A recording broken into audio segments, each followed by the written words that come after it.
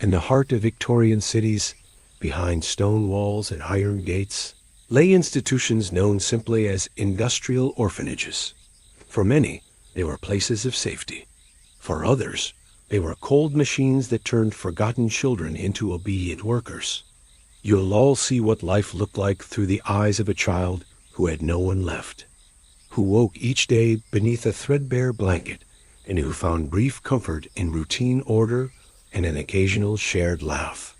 Tonight, we invite you into one of these institutions, not as a visitor, but as someone walking silently in the shoes of the children who live there. It's the story of those who were raised not with affection, but within the echoes of discipline and duty. The worn floors of the laundry room, and the whispered friendships forged in the dark. You'll explore the early morning clang of bells, the taste of watered porridge. This is not just history, it's memory, it's resilience in the quiet. So before we begin, take a deep breath. Let yourself settle into the stillness. Then, in the comments below, let us know where you're listening from, and what time it is where you are. Let's begin. It was often before dawn when the quiet knock would come, sometimes from a constable's gloved hand, sometimes from a worn and weathered mother, or a clergyman who bore the burden of the poor. No soft voices of welcome, only the clink of keys, the cold creak of iron, and the moment when the gate closed again with a finality that even a small child could understand. Behind it, the city grew distant. Noise, freedom, and color faded into something gray and still. A glance at their boots, their height, their frame calculations forming silently. Strong enough for the laundry? Any marks or bruises would be noted, not out of concern, but to assign blame or determine the child's manageability. Baths were cold, hasty, and given with little privacy. The aunt who said she'd visit, the father who promised he'd only be gone a week, the neighbor who'd said this was just for now. They'd whisper warnings. Don't speak at breakfast, or don't cry during inspection. They'd show the fastest way to scrub floors without getting in trouble, or where to hide a crust of bread. On one side stood childhood as it was meant to be: freedom, play, curiosity, even amidst hardship. On the other stood childhood as it was redefined, disciplined, contained, and shaped into something useful. A child wasn't simply raised in an orphanage. They were processed, stripped of identity, molded into laborers, apprentices, or invisible threads in the industrial machine. Trust came slowly, but bonds were formed nonetheless. Even in the sternest environments, humanity flickers. For others, they closed because of poverty, so deep it could no longer bear its own children. And for a few, the gate was a mercy better than the streets, better than nothing. But whatever the story, whatever the path, the sound of that gate closing was one shared moment. A final punctuation mark between what was and what would now be. But most learned quickly that promises faded in the echoing halls of the orphanage. Days passed, then weeks, and no one came. Inside stone walls and behind iron bars, they would learn a new rhythm, not one of a home, but of a system. A regimen designed not for nurturing, but for managing. Some would remember their first day for the rest of their lives. Others would forget it entirely, as though their old selves had stayed behind the gate. Either way, it all started here, with footsteps echoing across cold floors, a name called out in a new voice, and a life begun again in the shadows of the orphanage. Others came in wide-eyed and bewildered, still believing the world could be gentle. For both, the first night in the orphanage was the same: a narrow bed with coarse sheets, the sounds of other children crying quietly in the dark, and the haunting realization that this was not a bad dream. This was the new reality. Letters, if written, were rarely answered. Many didn't know where to send them. Some had forgotten how to write altogether.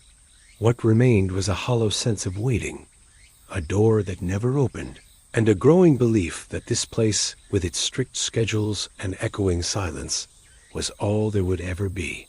The Waterstone, not only from the temperature, but from the harsh soap rubbed into tender skin.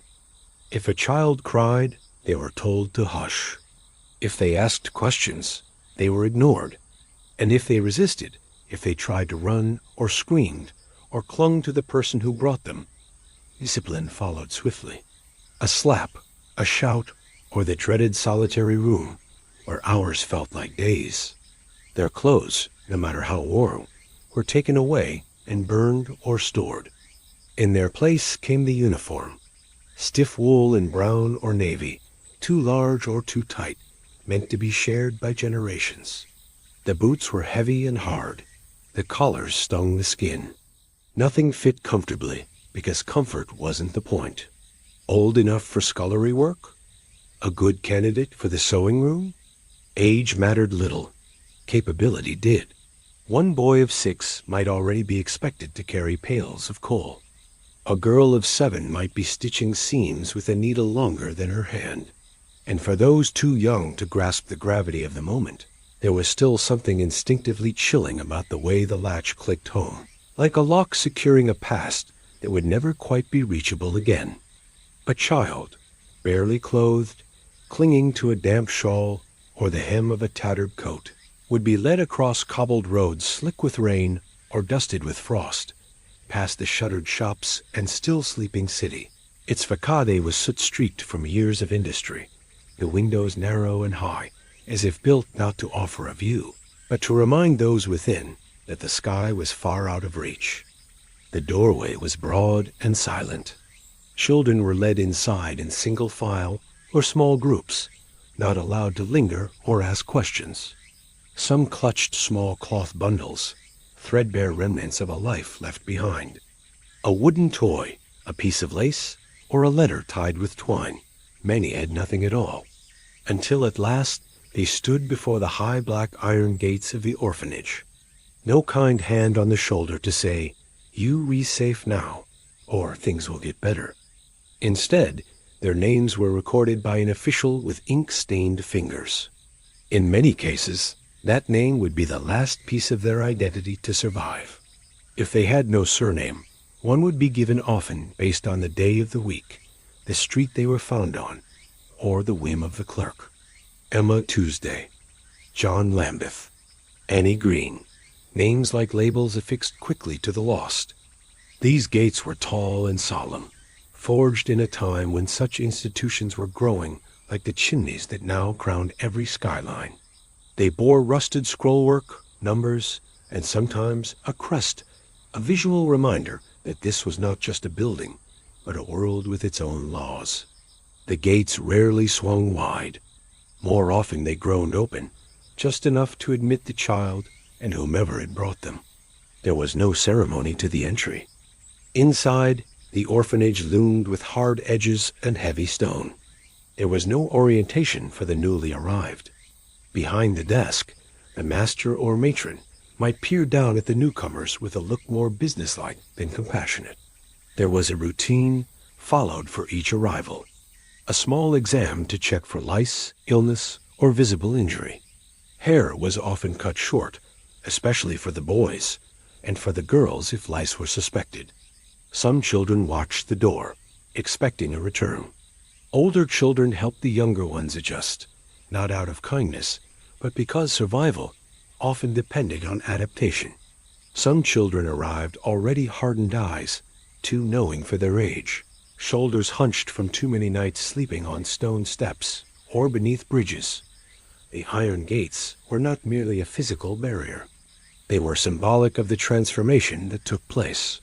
For some, the gates had closed after tragedy, a house fire, a parent lost to illness, an accident in the factory, and so began their journey. For those who had passed through the looming gates of the orphanage, what followed was a sequence that, while simple in its outline, shaped the beginning of an entirely different existence. The intake process was swift, methodical, and utterly devoid of sentiment. Children were placed one behind the other, instructed with few words and many gestures, and told, sometimes gently and sometimes not, to undress. Designed not for comfort or fit, but for efficiency and control. Its tiles glistened with a permanent dampness, and the windows, though small and high, were always fogged from the steam that never quite cleared. Girls, depending on age and condition, either had their hair tightly braided or cut short. From the moment they entered the intake corridor, the children were expected to be quiet. They stood before a clerk, sometimes seated behind a high wooden desk, sometimes with nothing more than a notebook and a pen. Their names were taken, if known. A locket, a scrap of cloth, a single button from a father's coat. These things were collected. Tagged, a matron or assistant might read out the rules. When to rise. The room smelled of old blankets, soap, and breath. The windows were too high to see out of. Walls were bare. The older children glanced at the newcomers with a mixture of boredom and curiosity. A few might nod. Fewer still might offer help. But no one expected kindness here. It wasn't discouraged outright, but it wasn't cultivated either. When to speak. Where to walk.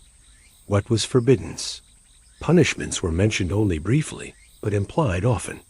The children were not encouraged to ask for clarification. Some cried silently into their pillows, making sure not to make a sound. Their place was not to question, but to follow. Their path was not their own, but that of the institution. And from that moment onward, their story was written not in memory, but in ledgers, uniforms, and silence. Others stared blankly, overwhelmed not by one thing, but by everything, the new clothes that itched, the absence of a parent's voice, the knowledge that their world had shrunk to the size of this stone and timber institution. Some, too young to understand what had happened, simply waited for someone to come and take them home. When no one did, they closed their eyes and hoped the morning would bring answers. The message was clear. This was a place of order, not comfort, and placed in a personal effects cupboard, which was locked and rarely revisited. Staff would sometimes allow older children to keep a keepsake, especially if it posed no risk of distraction or envy from others. But more often, such items were held for safekeeping, which usually meant forgotten. For the children, the loss of even the smallest object was a second kind of grief, layered atop the first. If the child was too young or frightened to speak, or if their accent was thick or their voice too soft to be heard, the staff would make do. Names were misspelled, shortened, or changed entirely. Last names were sometimes replaced with the name of the month or the street where they were found. John December. Mary Brick Lane. It didn't matter. What mattered was the ledger entry. Questions were discouraged. Talking back was met with immediate discipline, often not harsh by the standards of the time, but jarring nonetheless. A snapped order. A simple mark, 4 or 5 digits, depending on the size of the institution. That number would be stitched into their uniform, inked onto their personal tin cup and spoon, and used for chores, meals, and inspections. In time, the number might be how the staff referred to them. U32 fetch more coal. 71 to the scullery. Some children stopped hearing their own names entirely. Others clung to them in secret, repeating them in the dark of the dormitory, whispering them to themselves like prayers, so they wouldn't forget who they had once been. A hand gripping a shoulder too firmly. A glare that conveyed, beyond words, that speaking was not tolerated here. Whispered attempts at comfort between siblings or new acquaintances were hushed. Crying, while not punished directly, was subtly discouraged. A child who sobbed too long might be sent to a separate room to calm down, where they would sit alone on a bench under supervision until their tears stopped. Most learned quickly that keeping their expression still was the safest way to survive those first hours. Lice meant shears, tangled curls meant scissors. Sentiment did not enter the decision. Even long, carefully tended locks, those last vestiges of a mother's loving touch, were gone in minutes. The staff had to move quickly. There were always more children arriving. Metal tubs lined one side, filled from a pair of large iron-jawed boilers in the corner that hissed like living things. The water was hot at first, but never stayed that way for long. Children were scrubbed quickly and without ceremony. Coal soap stung the eyes and left skin red and raw. For those with lice or fleas, delousing powder was applied liberally and without regard for comfort. It got into their eyes, their mouths, and under their fingernails. Some would cough for hours afterward. Boys received stiff shirts, trousers of coarse wool, and boots a size too large. Girls were given heavy pinafores and long stockings. Each uniform bore no decoration or sign of individuality.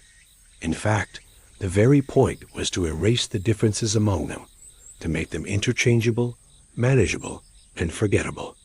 Some children resisted, not with violence, but with tears, stubborn stillness, or wide, frightened eyes that pleaded silently. But resistance changed nothing.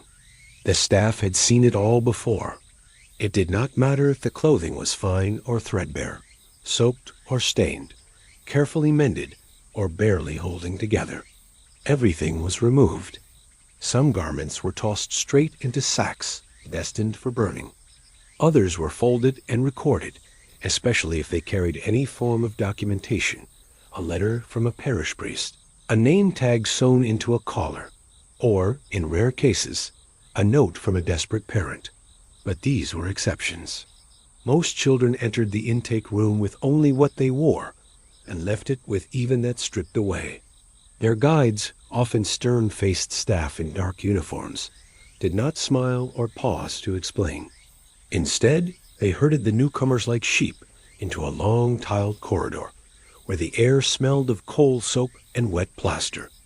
This was the transition space, neither quite public nor yet fully belonging to the inner life of the institution. Along the walls hung hooks without names. Benches lined one side, and at the far end, a door waited half open its narrow slit, offering a glimpse of a room, humming with unpleasant sounds, sloshing water, the clatter of metal basins, and the occasional shriek of a child who found the temperature of their bath unbearable. It was not designed to welcome, but to transform. It turned lost children into orphans, names into numbers, and personalities into silence. The transformation began the moment their shoes, if they had them, crossed the inner threshold. It began with a line. Clothes were the first to go. One by one, the children were directed behind a screen or to a wooden bench in exchange. There was the uniform, plain, identical.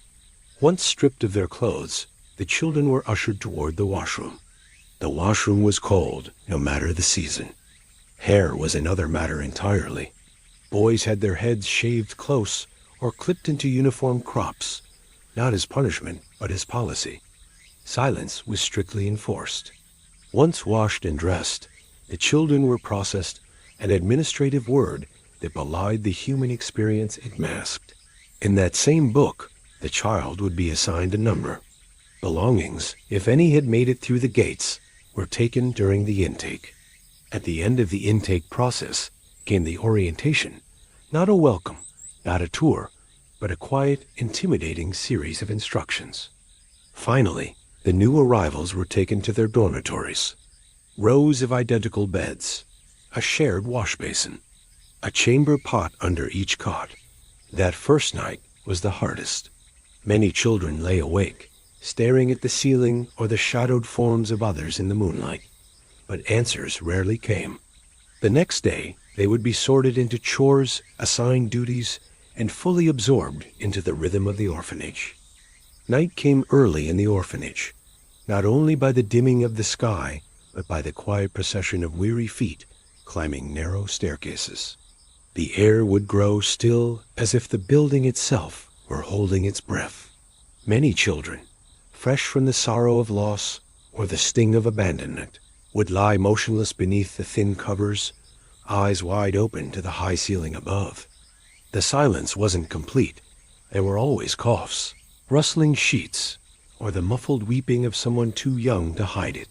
Here, the bed was not a sanctuary, but a station. It marked your place in the system. Each morning, it had to be made with precision. Changing into night clothes or what passed for them was done in silence, side by side, listening to the quiet chorus of 100 sleepers. Whispers traveled along the row's short conversations, questions, jokes. A child would cry out in their sleep night terrors. The infirmary was small and often full, so sick children remained in the dorms unless they worsened. Blankets were shared. Water was passed quietly, and the healthy children learned to lie very still, avoiding contact and attention in equal measure. Some beds stayed empty after a child was taken to the infirmary and never returned. No explanations were given. The row simply closed in, as if that absence had never existed. A place of shadows and structure, of whispered friendship and forgotten lullabies. And yet, within it, the resilience of children showed itself. Not loud, not defiant, but steady and small a comfort shared under the covers. A dream passed from one row to another. A belief that the night would end in morning, however routine, would still come. Homesickness in winter, breath misted above the blankets. In summer, the heat turned sleep into an endurance test. Dreams were shared in code. If I had a penny, or one day when I'm big. For a few hours, the weight of obedience lifted, and even dreams had permission to wander.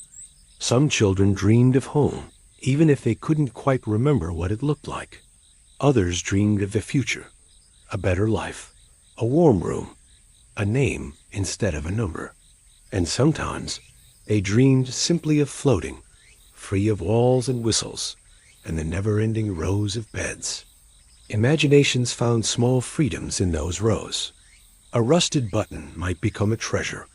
A threadbare doll passed between girls a source of quiet devotion. On Sundays, when the schedule changed slightly, the dormitories might be scrubbed clean by the children themselves, supervised and directed, but briefly filled with chatter. And though it might not have been love that tied them together, a sense of alliance grew, especially among those who had shared beds on both good nights and bad. Some orphans grew up in these rows, spending years shifting from bed to bed as older children left and new ones arrived.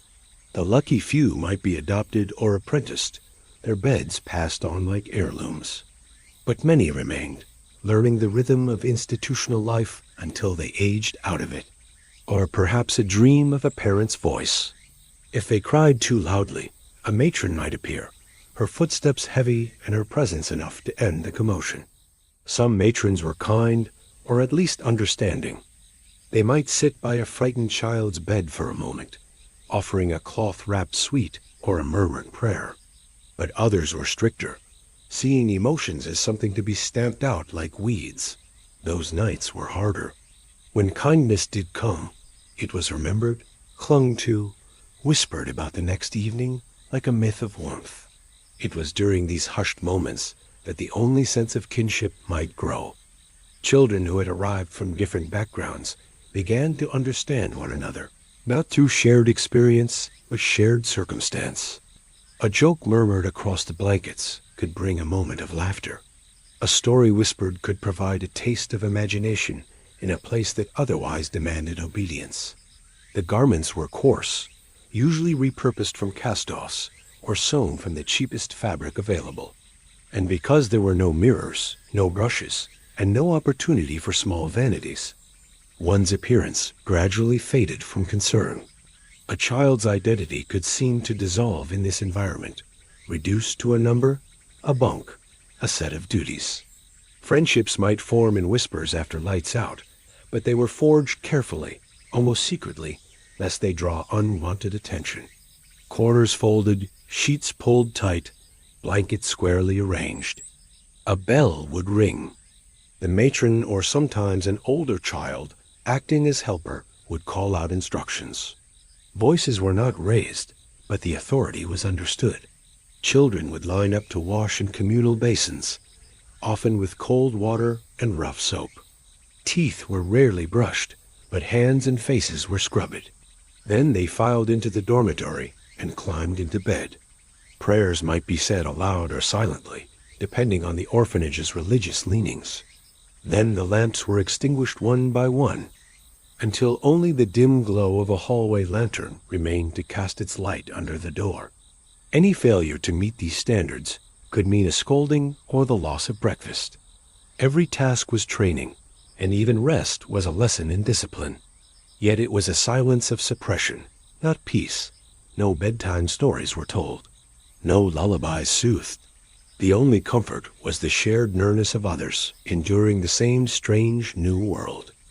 Long before the city outside was asleep, the orphans were already being guided, sometimes herded toward their sleeping quarters. Occasionally, a cross or a single faded painting of a pastoral scene might hang above the beds, perhaps placed with good intention, though by candlelight it often cast unsettling shadows. The windows, set high and narrow, offered little light by day and no view to the outside world. The children slept in straight rows, their heads aligned, their hands expected to rest still at their sides. Beds were placed close together, so close that one could hear the breathing or sobbing of the child next to them. In winter, this closeness brought slight warmth. In summer, it felt suffocating.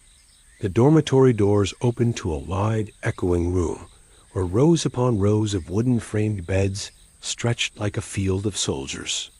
Each bed was identical, with stiff linens pulled tight and scratchy gray wool blankets folded neatly at the foot. To a child, the uniformity was daunting. There was no room for personality here, no place for keepsakes or comforts, only the flat sameness of life in an institution. The first nights were the hardest. The walls of the dormitory bore no decoration. Many of the children came from slums, where a shared mattress or straw-stuffed sack might have been the norm. But even so, the orphanage brought its own kind of harshness. There was no privacy. The bedtime ritual was always the same. Some children learned to sleep deeply, trained by fatigue or the simple passage of time. Others lay awake for hours. Occasionally, there was also illness. In close quarters, coughs spread easily. The sound of wheezing lungs or fevered whimpers became familiar. Seasons passed in that dormitory, marked more by the color of the morning light than by anything inside. Letters were rare, visitors even rarer. Birthdays were not celebrated. Sleep, when it came, was hard-earned. Not always peaceful, not always uninterrupted, but a pause in the cycle. This was the dormitory life, not harsh by the standards of punishment, but quietly unforgiving in its sameness. The day begins long before dawn. At exactly 5 Amin, a sharp clang breaks through the darkness. The bell, heavy and cold, echoing off stone walls and wooden beams.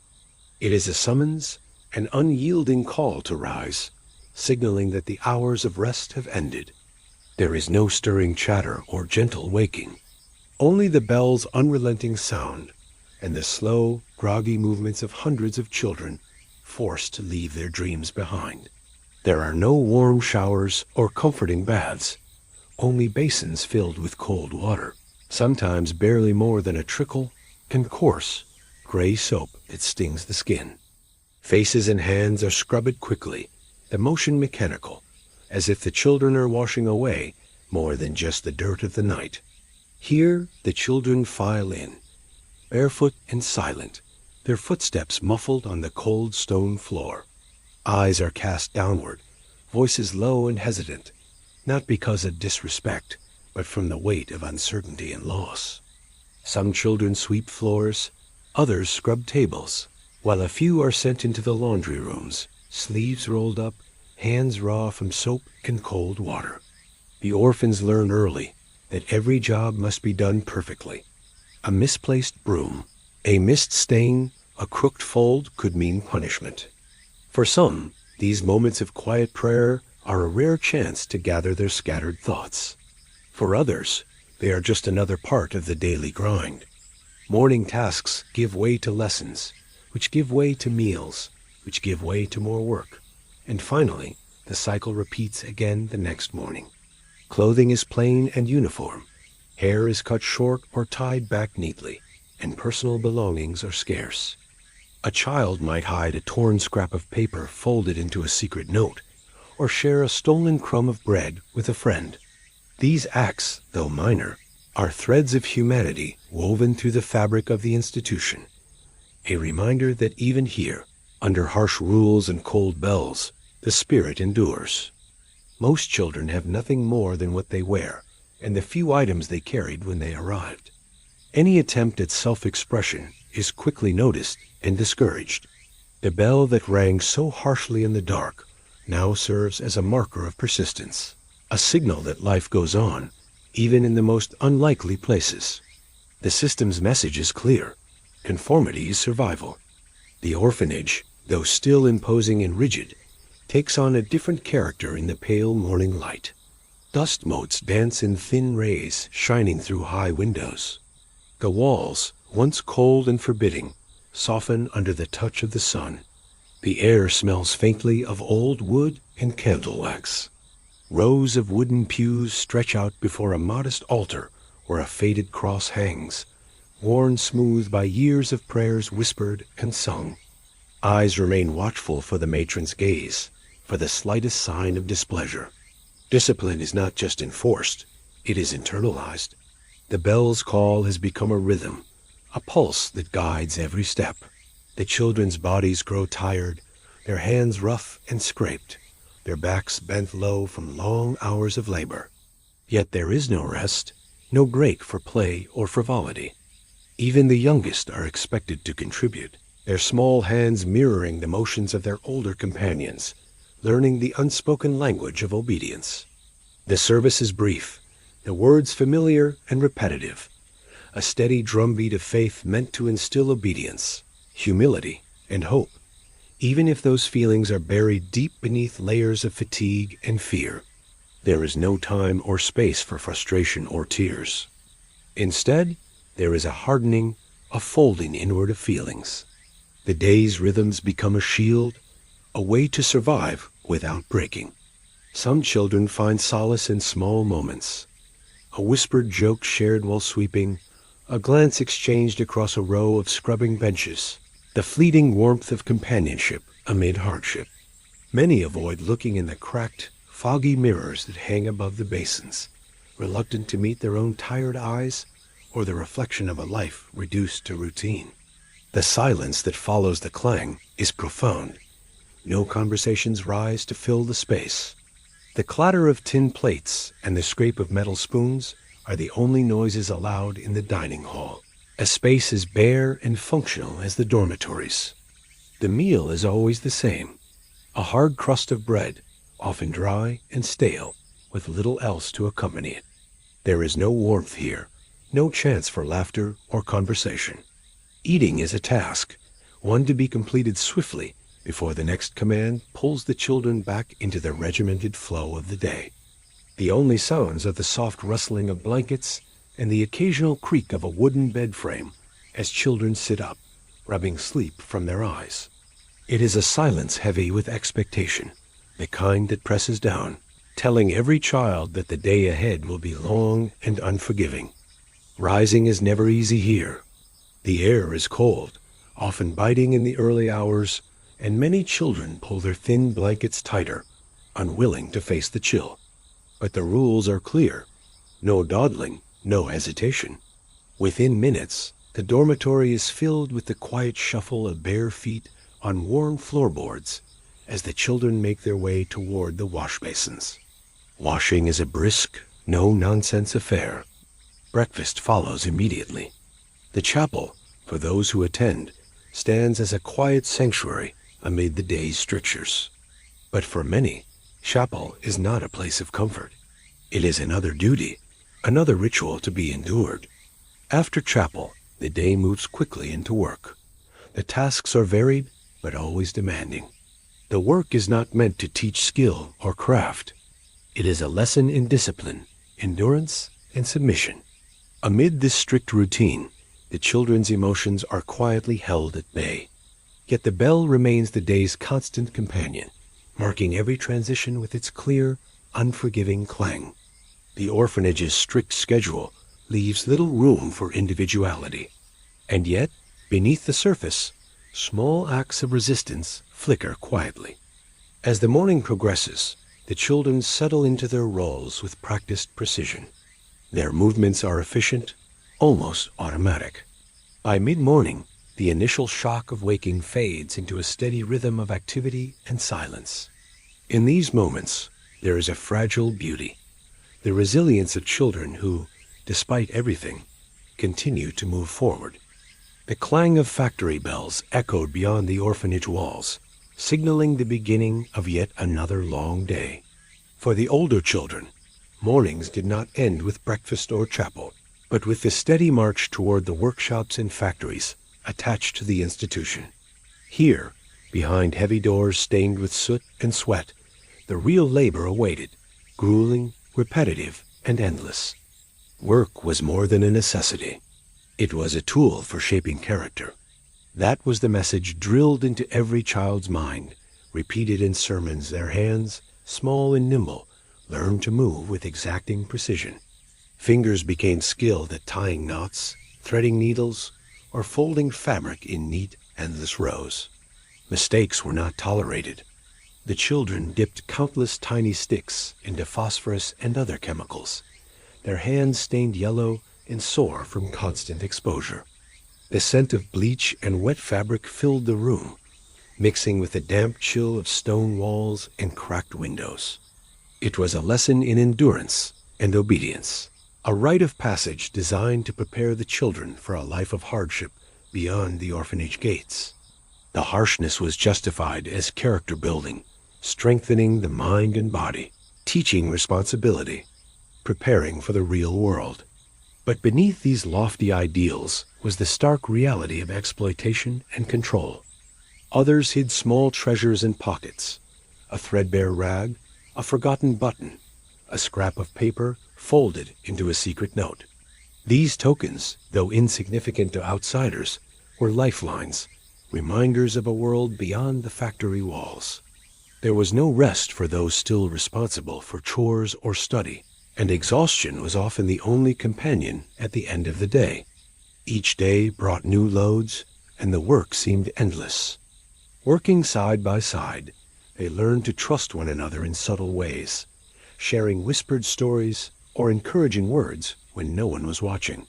These connections were fragile but vital, tiny sparks of humanity amid the grinding routine. Through labor, the children were shaped, their bodies trained, their minds subdued. Their hands, raw and worn, became instruments not just of labor but of survival. And in every knot tied, every match dipped, and every piece of laundry folded, a small act of defiance quietly persisted. But for now, in the brief moments between tasks, the children held on to their dreams, fragile and bright as sparks in the dark. It was a harsh calculus, one that left little room for childhood or joy. Yet within the factory's walls, beneath the grime and the fatigue, flickered the quiet endurance of youth, a stubborn refusal to be broken. Lessons were brief and functional, designed to equip the children with basic literacy and numeracy, enough to read instructions or keep accounts, skills useful in future employment, but never enough to spark curiosity or wonder. They imagined lives beyond the machines and the laundry tubs, beyond the long hours and endless tasks. They were fragile, easily crushed by a careless word or a harsh punishment, but they persisted, a testament to the children's unyielding spirit. Some dreamed of finding a family, others of escape, and a few dared to hope for a future where their work might be meaningful, their days kinder. Schoolrooms were cold and austere, the desks hard and unforgiving like the beds in the dormitories. Teachers were strict and distant, their voices carrying the same tone as the factory overseers. Their faces bore the weariness of long days, their eyes often hollow or distant. Yet in small moments, traces of resilience flickered. Mistakes could mean a reprimand, a loss of privileges, or worse. The children learned quickly to suppress complaints and swallow pain, their silence becoming part of the routine. The factories were places where individuality was crushed beneath the weight of productivity, where the goal was not personal growth, but conformity and submission. A shared glance across a factory floor, a whispered joke passed between breaks, or the quiet pride in completing a difficult task reminded them that they were still more than the labor they performed. Fingers stiffened, backs stooped, and muscles ached, but the orders were clear. No slowing down, no complaints. The risk of burns or inhaling toxic fumes was ever present. Supervisors moved through the rows with sharp eyes, their voices low but commanding, pushing the children to keep pace, to meet impossible quotas. A dropped stitch, a broken thread, or a smudge on a piece of cloth could mean punishment, harsh words, extra hours, or the sharp sting of a cane. And lectures, whispered by matrons and overseers alike. "Work makes you strong," they would say. The air was thick and heavy, pierced only by the rhythmic thrum of machinery and the steady hum of voices, quiet, tired, resigned. Each workshop specialized in a particular kind of labor, spinning cotton threads, twisting rough rope, assembling wooden matches, or scrubbing mountains of laundry until fingers cracked and bled. Discipline grows through toil. But for the children themselves, the factories were less about growth and more about survival. The buildings were dark and cramped, filled with the smell of dust, oil, and cotton fibers that clung to skin and clothes. The youngest of these workers were barely past their early teens. The older boys and girls were put to even tougher tasks. The rope factory was a particular nightmare. A cavernous room, filled with towering spools of coarse fiber that snagged clothes and scraped skin. The air smelled strongly of tar and dust. Workers stood for hours, their backs aching as they fed fiber through heavy, ancient machines. Their faces were often streaked with grime, eyes glazed with exhaustion. Yet they worked on, driven by fear, by routine, or by the faint hope that someday this ordeal would end. Inside the match factory, the work was equally relentless, but carried an additional danger. Laundry work was grueling in a different way. The orphans scrubbed sheets and clothing until their knuckles bled, bending over huge tubs filled with cold, soapy water. This brutal labor was framed as more than punishment or necessity. The children's bodies were marked by their work. Calloused hands and scraped knuckles told stories of hours spent at unforgiving machines or scrubbing floors. Discipline was enforced at every turn. Supervisors patrolled the workspaces, their presence both watchful and threatening. Yet, even in this harsh environment, small acts of defiance surfaced. Some children found ways to slow their pace without attracting attention. The long hours drained the children's spirits, but they also forged bonds. Evening offered little relief. After the factory whistle blew, the children trudged back to the orphanage, bodies aching, clothes stained with dirt and sweat. Education, where it existed, was often overshadowed by the demands of labor. Yet even here, in the tight confines of their day, the children dreamed. These dreams were whispered at night, shared in quiet moments away from the matron's watchful eyes. The orphanage's philosophy was clear. Work was discipline, and discipline was survival. In these workshops and factories, the children learned lessons no school could teach, lessons of patience, perseverance, and the silent strength it takes to endure. The bell would soon ring again, calling them to another day of work, another round of toil. The schoolroom was a world apart, yet not so far from the rest of the orphanage's rigid routine. It was a narrow, high-ceilinged room with cold, pale walls, chipped paint, and windows set too high to offer much of a view. Inside, a long blackboard stretched along one wall, its surface scarred with the faint ghosts of lessons past. Here, learning was a serious, disciplined affair, wrapped tightly in the language of duty and obedience. A sturdy wooden desk sat at the front, behind which the teacher presided. The teacher's presence was firm and exacting, eyes sharp and hands steady. In one hand, a piece of chalk. In the other, a slender cane. And resting nearby was the Bible worn and dog-eared, a constant reminder that education was as much about morality and order as it was about reading and arithmetic. The children filed in silently, their footsteps soft on the bare floor. They sat in neat rows on hard wooden benches, their backs straight, their hands folded or holding well-used slates. There was little room for distraction. No toys, no pictures, no posters to brighten the space. The only decorations were strict, printed rules pinned to the walls. Obey your teachers, work hard and pray harder, and discipline is the path to success. Every morning, the lesson began with a prayer short, solemn, spoken in unison, voices low and steady. It was a ritual that set the tone for the hours to come, binding the children together in silence and focus. The Bible's verses were read aloud, chosen carefully to reinforce obedience, humility, and faith in a higher power. Then came the lessons. Reading was the first and most important subject. The children learned to sound out letters and words, to string sentences together, and to find meaning in the printed page. The books were simple, often religious in nature, filled with parables and moral stories. They spoke of kindness, of sacrifice, and of the rewards of a virtuous life. Some children took to reading naturally. Their eyes sparkled with curiosity and understanding, their voices clear and confident as they read aloud. These were the moments when the classroom seemed to brighten, when the dull routine lifted, if only briefly. The teacher's stern expression softened slightly, a rare sign of approval. Writing followed closely behind reading. The children practiced their letters on slate boards, their fingers tracing shapes with careful precision. Mistakes were not tolerated. Crooked lines or smudged letters could result in a swift tap of the cane, a reminder that care and discipline must govern all efforts. Arithmetic was perhaps the hardest subject for many. Numbers and sums were drilled endlessly. Addition, subtraction, multiplication tables memorized until the answers came without thought.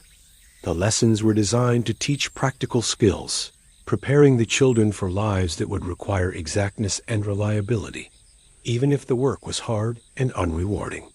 The teacher's cane was never far from sight. It lay on the desk or hung within easy reach, a symbol of authority and control.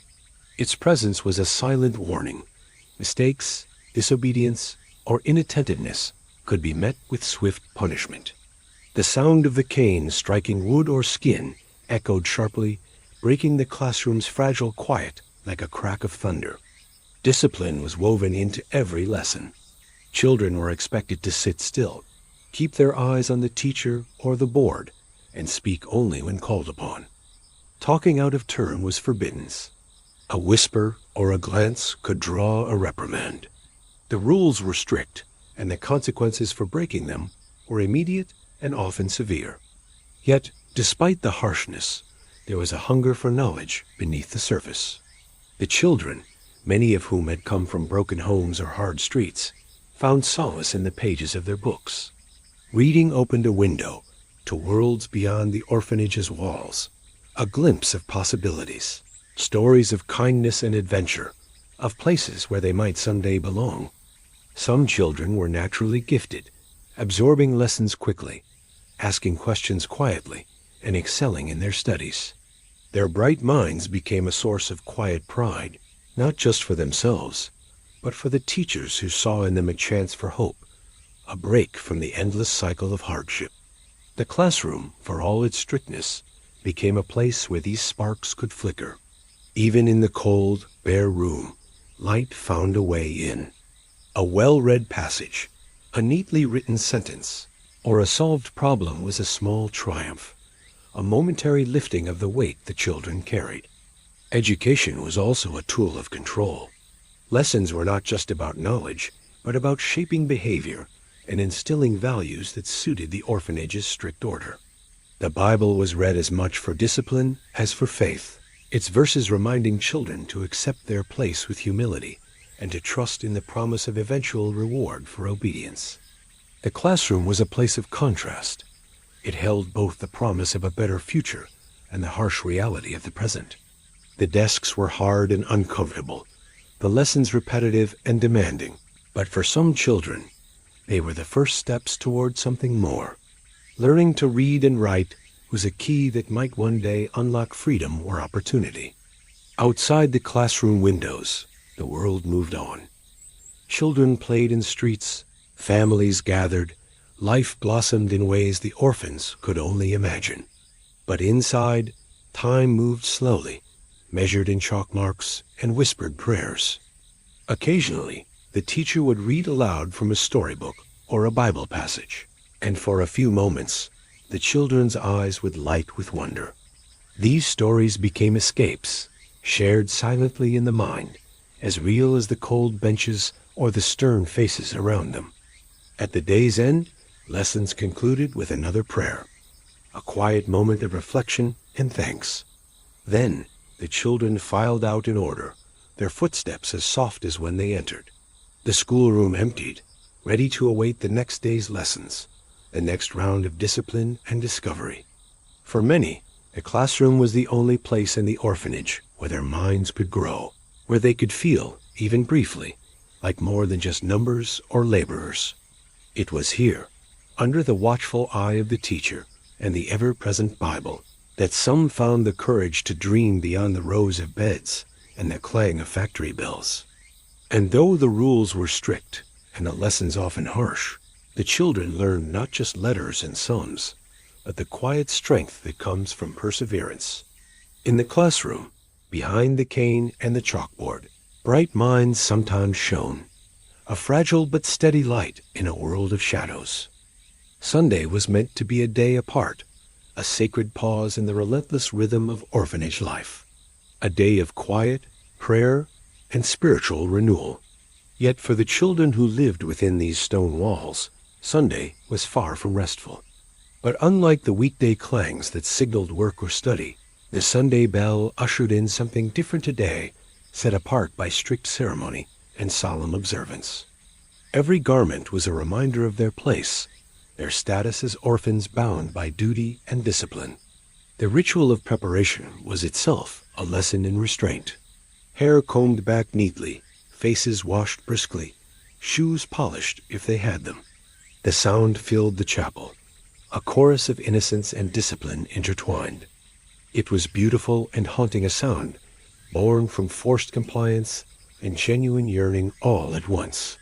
Some children sang with earnestness, their voices bright and clear. Others mouthed words silently, eyes downcast. There was no talking, no laughter. The air was heavy with anticipation and unease. Meals were eaten in silence, the clatter of cutlery against tin plates the only sound. A glance exchanged across a pew, a secret smile shared during a hymn, a whispered prayer spoken from the heart rather than rote memory. But inside the orphanage, time was measured in steps, prayers, and silent meals. The outside world was a distant, unreachable dream. Their bodies and minds trained to expect little comfort. When evening came, the bell rang once more to signal the end of the day's ceremonies. The children returned to their dormitories, tired not just from the long hours, but from the effort of holding their emotions tightly in check. These small acts were fragile threads of humanity, small resistances to the suffocating order of the day. The weight of Sunday hung in the air, a day meant for rest, but filled instead with the heavy silence of suppression. Yet beneath it all, in the quiet hearts of the children, hope remained. A hope that one day, the day of rest might truly bring peace, laughter, and freedom. The food was simple, plain stews watered down, thick bread, weak tea. There was no warmth in the dining hall, no shared laughter or stories. The children were taught to contain their feelings, to present a calm exterior regardless of the storm inside. They learned to endure silence and stillness, to bury hopes and fears beneath a veneer of obedience. Even the children's smiles were subdued, worn like masks to hide the longing beneath. It was a day marked by long hours of ritual, expectation, and unyielding discipline, where the weight of silence and restraint pressed down even more heavily than usual. The children had learned that expressions of anger, frustration, or sorrow could lead to punishment or withdrawal of privileges. Tears were wiped away quickly, voices lowered before they could rise in complaint. The harshness of the week did not pause for Sunday. It only shifted form. Before the sun had fully risen, the bell rang once again, sharp and commanding, pulling the children from their beds as it had every morning. Children were often directed to sweep floors, clean windows, or tend to small chores tasks meant to keep them occupied and obedient. When they did gather for brief moments of play, it was muted, cautious, watched over by watchful eyes. Laughter was a risk, a disruption to the solemn order that the day demanded. The pews were filled with rows of children sitting upright, hands folded tightly in their laps, eyes lowered or fixed on the altar where the matron or visiting clergy spoke. The sermons were long and filled with warnings and lessons about sin, obedience, sacrifice, and the promise of salvation. The words were meant to instill humility, to remind the children of the moral code they were expected to follow. The children dressed in their best but simplest clothes plain, often hand-me-downs, washed and mended until threadbare. There was no room for finery or frivolity. The day began with a lengthy sermon, held in the chapel's cold, echoing interior. Yet beneath the formal piety, there was an undercurrent of tension. The children sat still, but their minds often wandered. The sermons, for all their gravity, were difficult to follow for restless hearts and tired bodies. Some children's eyes glazed over. Others fought the urge to fidget or whisper. But any sign of distraction was swiftly corrected a sharp glance from a matron, a whispered reprimand, the gentle but firm pressure of a hand on a knee. Recitation followed the sermon. The children rose, voices raised in unison, to repeat prayers and hymns learned by rote. The rigid schedule left little time for rest or play. Emotions were carefully kept in check. Joy was rare, and when it appeared, it was fleeting and fragile. Play was scarce. What little time remained after services and meals was spent under close supervision, with no toys or games allowed. The Sunday routine was a lesson in suppression, not only of the body, but of the spirit. Yet even in this constrained world, moments of quiet rebellion flickered. Outside the chapel walls, the city might be alive with Sunday markets, families gathering in parks, children playing freely under open skies. As the day wore on, the children settled into a quiet endurance. The lights dimmed, and the dormitory grew still once again. In the world of the orphanage, there was one presence that shaped every moment, the matron's eye. It was an invisible but unmistakable force, always watching, always judging, always ready to intervene. On the other, she was the enforcer of rules, the wielder of discipline, the person who decided when kindness would give way to punishment.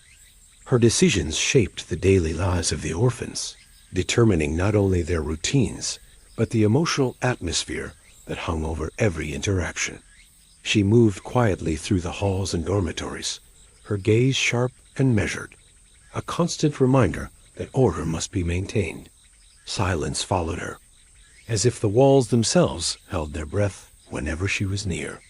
The crack of the cane on skin or wood was a sharp punctuation in the quiet orphanage days, a sound that sent waves of fear through the rows of children.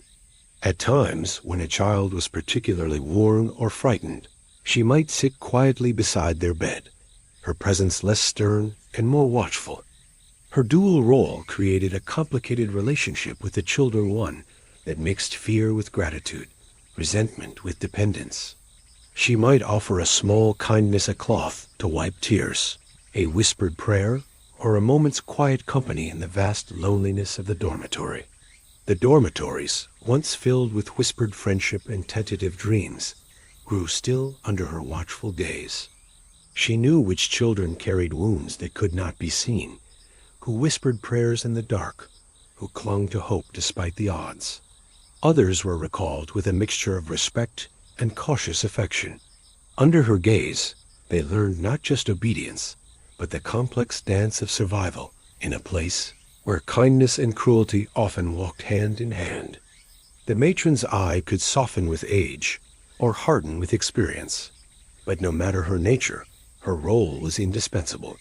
It saw the whispered alliances, the small acts of defiance, the quiet moments of comfort. It was both shield and sword, a force that shaped every day and every child. She was the center of the orphanage's world, the steady eye in a place of uncertainty. They grew, they dreamed, they learned to carry both the pain and the fleeting warmth that came with life inside these walls. Her gaze, sometimes harsh and sometimes gentle, was the constant presence they knew, an ever-turning lens focused on the fragile balance between care and control. The matron patrolled the halls, checking on sleepers, her footsteps soft but purposeful. She ensured that no child strayed, no whisper rose too loudly, no tears fell unchecked. In this way, she maintained not just order, but a fragile peace, a peace bought at the cost of constant vigilance. These moments, rare and fleeting, were cherished by children and remembered long after the matron's footsteps had faded. But the matron's punishments were never arbitrary. They were deliberate, meted out to maintain control and enforce the unyielding order that the orphanage demanded. Children straightened their posture, hushed their whispers, and quickened their steps to avoid drawing attention. She was the gatekeeper of their daily lives, the arbiter of their small freedoms and harsh restrictions. To obey her was to survive. To defy her was to risk more than just punishment. It was to invite isolation or neglect. There was no softness in her uniform, no hint of warmth in the crisp folds. Yet, beneath this austere exterior, lay a woman whose presence filled the orphanage like a shadow, sometimes looming large with menace, sometimes barely noticeable, but always there. To the children, the matron was both guardian and warden, sometimes a figure of kindness, but often the embodiment of cold authority. A softened glance might mean a brief reprieve, quiet word of encouragement, or a shared secret smile. But a sharp look could freeze a child in place, the threat of punishment hanging in the air like a dark cloud. The matron's role was complex and contradictory. On one hand, she was responsible for the children's well-being, ensuring they were fed, clothed, and kept safe. Her appearance was plain but purposeful: stiff skirts, a starched blouse, hair pulled back tightly into a bun. The children learned early to read the matron's moods from the tilt of her head, the narrowing of her eyes, the set of her mouth. Her footsteps echoed through the corridors, purposeful and steady. She rarely spoke loudly. Her authority was in the way she moved, the way she carried herself. Punishment was always close at hand. A missed chore, a whispered conversation, or a faltering step could bring the matron's cane down with swift precision. Yet, it was not always cruelty that shaped the matron's actions.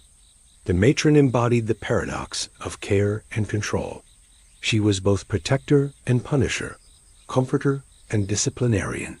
For many children, the matron's eye was the lens through which they understood the orphanage itself. Her presence was especially felt during the quiet hours of the night. The matron's influence extended beyond the rules.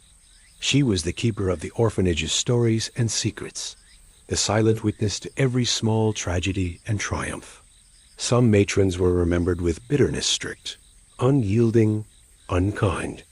For the children, the matron's eye was a mirror reflecting their fears, their hopes, and their resilience. In the orphanage, the matron's eye was never truly off. It watched over beds and breakfasts, lessons and labor, prayers and play. And so, beneath the watchful matron's eye, the children endured. In the orphanage, illness was an unwelcome but inevitable visitor. The close quarters, shared beds, and endless work created a fertile ground for sickness to spread quickly and silently. When coughs turned into wheezes and fevers rose unchecked, the infirmary became a place both feared and necessary, grim refuge where the fragile line between recovery and loss was measured in whispered prayers and thin blankets. The infirmary was a small, austere room, tucked away near the back of the orphanage. Its windows were narrow and high, letting in little sunlight and the air was heavy with the mingled scents of antiseptic, damp stone, and lingering sickness. The sounds of coughing echoed through the small room, sometimes harsh and ragged, sometimes soft and gasping. The children's bodies weakened, and many lay silent, eyes closed against the fever and discomfort. They soothed burning foreheads with damp cloths, whispered comforting words, and kept vigil through long, cold nights. Others disappeared into the quiet shadows of the sick room, never to be seen again. The other children learned to turn away, to bury grief deep inside, and to fear the next cough that might mark the beginning of their own journey to the infirmary. The empty bed stood as a stark reminder of what sickness could bring. The rows closed in, as if to forget the space once filled. No words were spoken, no tears openly shed. Instead, a quiet resolve took hold, to survive, to endure, to avoid the fate of those who had been lost. Hygiene routines were enforced, strictly hands washed, clothes changed, beds cleaned. But the reality of close living made sickness almost inevitable.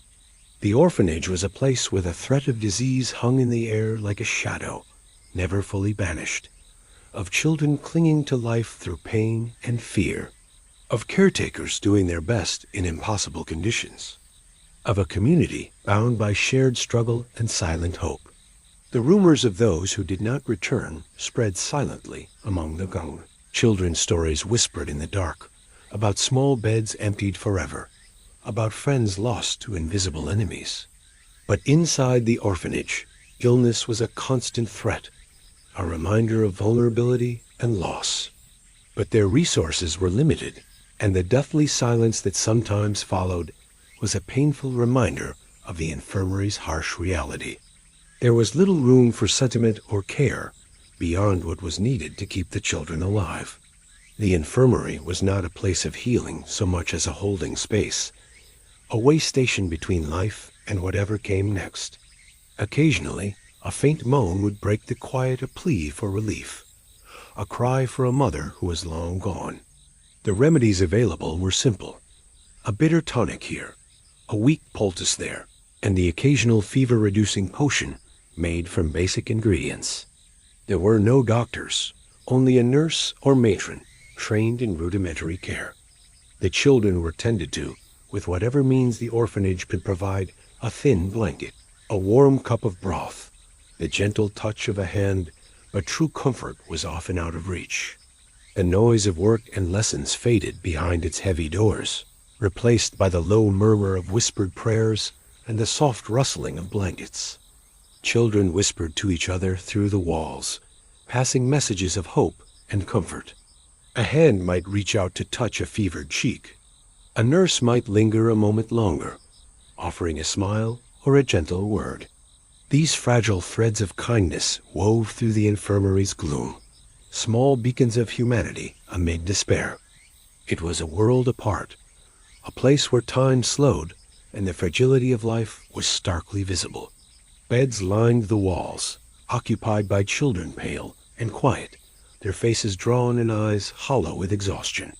Medicine was scarce, rationed carefully, and given only when absolutely necessary. When illness took hold, the routines of the orphanage shifted, but only slightly. The healthy children learned to keep their distance, moving quietly around the infirmary's closed doors. Whispered fears passed between them, fears of catching the same sickness, fears for their friends, fears for the children who never returned from the infirmary's cold beds. Those who were sick faced days and nights of pain and isolation. The infirmary was a place of stillness amid the orphanage's relentless activity. The caretakers did their best within impossible constraints. Children who were taken to the infirmary often faced an uncertain fate. Some recovered slowly, returning to the dormitories weakened but alive. These losses were never spoken of openly. The matrons kept their distance, offering no explanations, no comfort beyond the bare necessities. In the dormitories, the absence of a child was a silent wound. The orphanage's response to illness was shaped by necessity and harsh reality. Yet, Even in the darkest hours, small acts of compassion persisted. The fear of illness shaped the daily lives of all the orphans. Outside, the world moved on. Children in other homes played freely. Families gathered around warm meals, laughter spilling into the air. The infirmary's story was not just one of sickness and death, but of endurance. And though many beds remained empty, and many children never returned, those who survived carried with them a quiet strength, a testament to resilience in a place where even health was a fragile gift. The orphanage kitchen was a world of its own, a place both familiar and forbidding. It was the heart of daily survival, where the bare necessities of life were prepared in endless repetition. A single massive stove dominated one end, its black iron surface scarred by heat and use. Behind it, a few tired cooks moved steadily through their tasks, ladling watery stew into tin bowls or scraping thick porridge from pots. Hunger was a constant companion, gnawing quietly beneath the layers of discipline and routine. Children sat shoulder to shoulder, their eyes often lowered as they ate quickly and quietly. Conversation was discouraged. Silence was the rule. A stolen crust shared with a friend, a handful of porridge secretly passed beneath the table. These simple exchanges became lifelines, tokens of trust and camaraderie in a world that offered little warmth. The clinking of spoons against metal bowls, the scrape of knives on wood, the occasional cough or whisper were the only sounds. Others hid scraps to nibble on later, guarding their prizes carefully against the watchful eyes of matrons and supervisors. These acts of survival were carried out with stealth and care, a quiet rebellion against the harshness of the orphanage. The portions were small, barely enough to stave off exhaustion, and those who asked for more risked scolding or worse. There was no room for flavors, for variety, for the small comforts of a home-cooked meal. In the daily struggle over food, the children learned lessons that went beyond hunger, lessons in trust, endurance, and the quiet strength of sharing. And though the meals were simple and scant, for those children they were a lifeline, fragile but vital in a world that often offered little else. The kitchen's purpose was clear: to feed the many mouths, keep bodies functioning, and prevent weakness. It was a grim but vital engine in the orphanage's relentless machinery. Hunger made tempers short, and disputes over food were common. The children had learned quickly that to show weakness was to risk losing what little they had. Fighting over a crust or a spoonful of stew was dangerous, but sometimes unavoidable. Yet beneath these conflicts, bonds were also formed. Sharing food, even the smallest scrap, became a way to build trust, to say without words, "You are not alone." Food was rationed strictly, measured and metered with little regard for appetite or need. Their hands moved mechanically through the daily tasks, their faces worn by years of hardship. Some showed flashes of kindness, soft smiles, or gentle words, but the kitchen was no place for indulgence. Children would sometimes gather in quiet clusters, sharing the warmth of stolen crumbs or a hidden sip of tea. They exchanged stories and hopes in hushed tones, weaving a tapestry of resilience amidst the bleakness. For a brief time, the kitchen was not just a place of survival, but a space of connection and care. Their faces were marked by fatigue, their hands rough from endless hours of stirring and cleaning. The smell of boiling water, overcooked grains, and sour bread lingered in the air, mixing with the clatter of pots and the low murmur of tired voices. Breakfast might be a thin porridge, served lukewarm, its blandness softened only by the faintest sprinkle of sugar or a splash of weak milk. Lunch and dinner consisted mostly of watery stews, little more than broth with a few scraps of vegetables or beans. Bread was coarse and hard, often stale, but treasured nonetheless.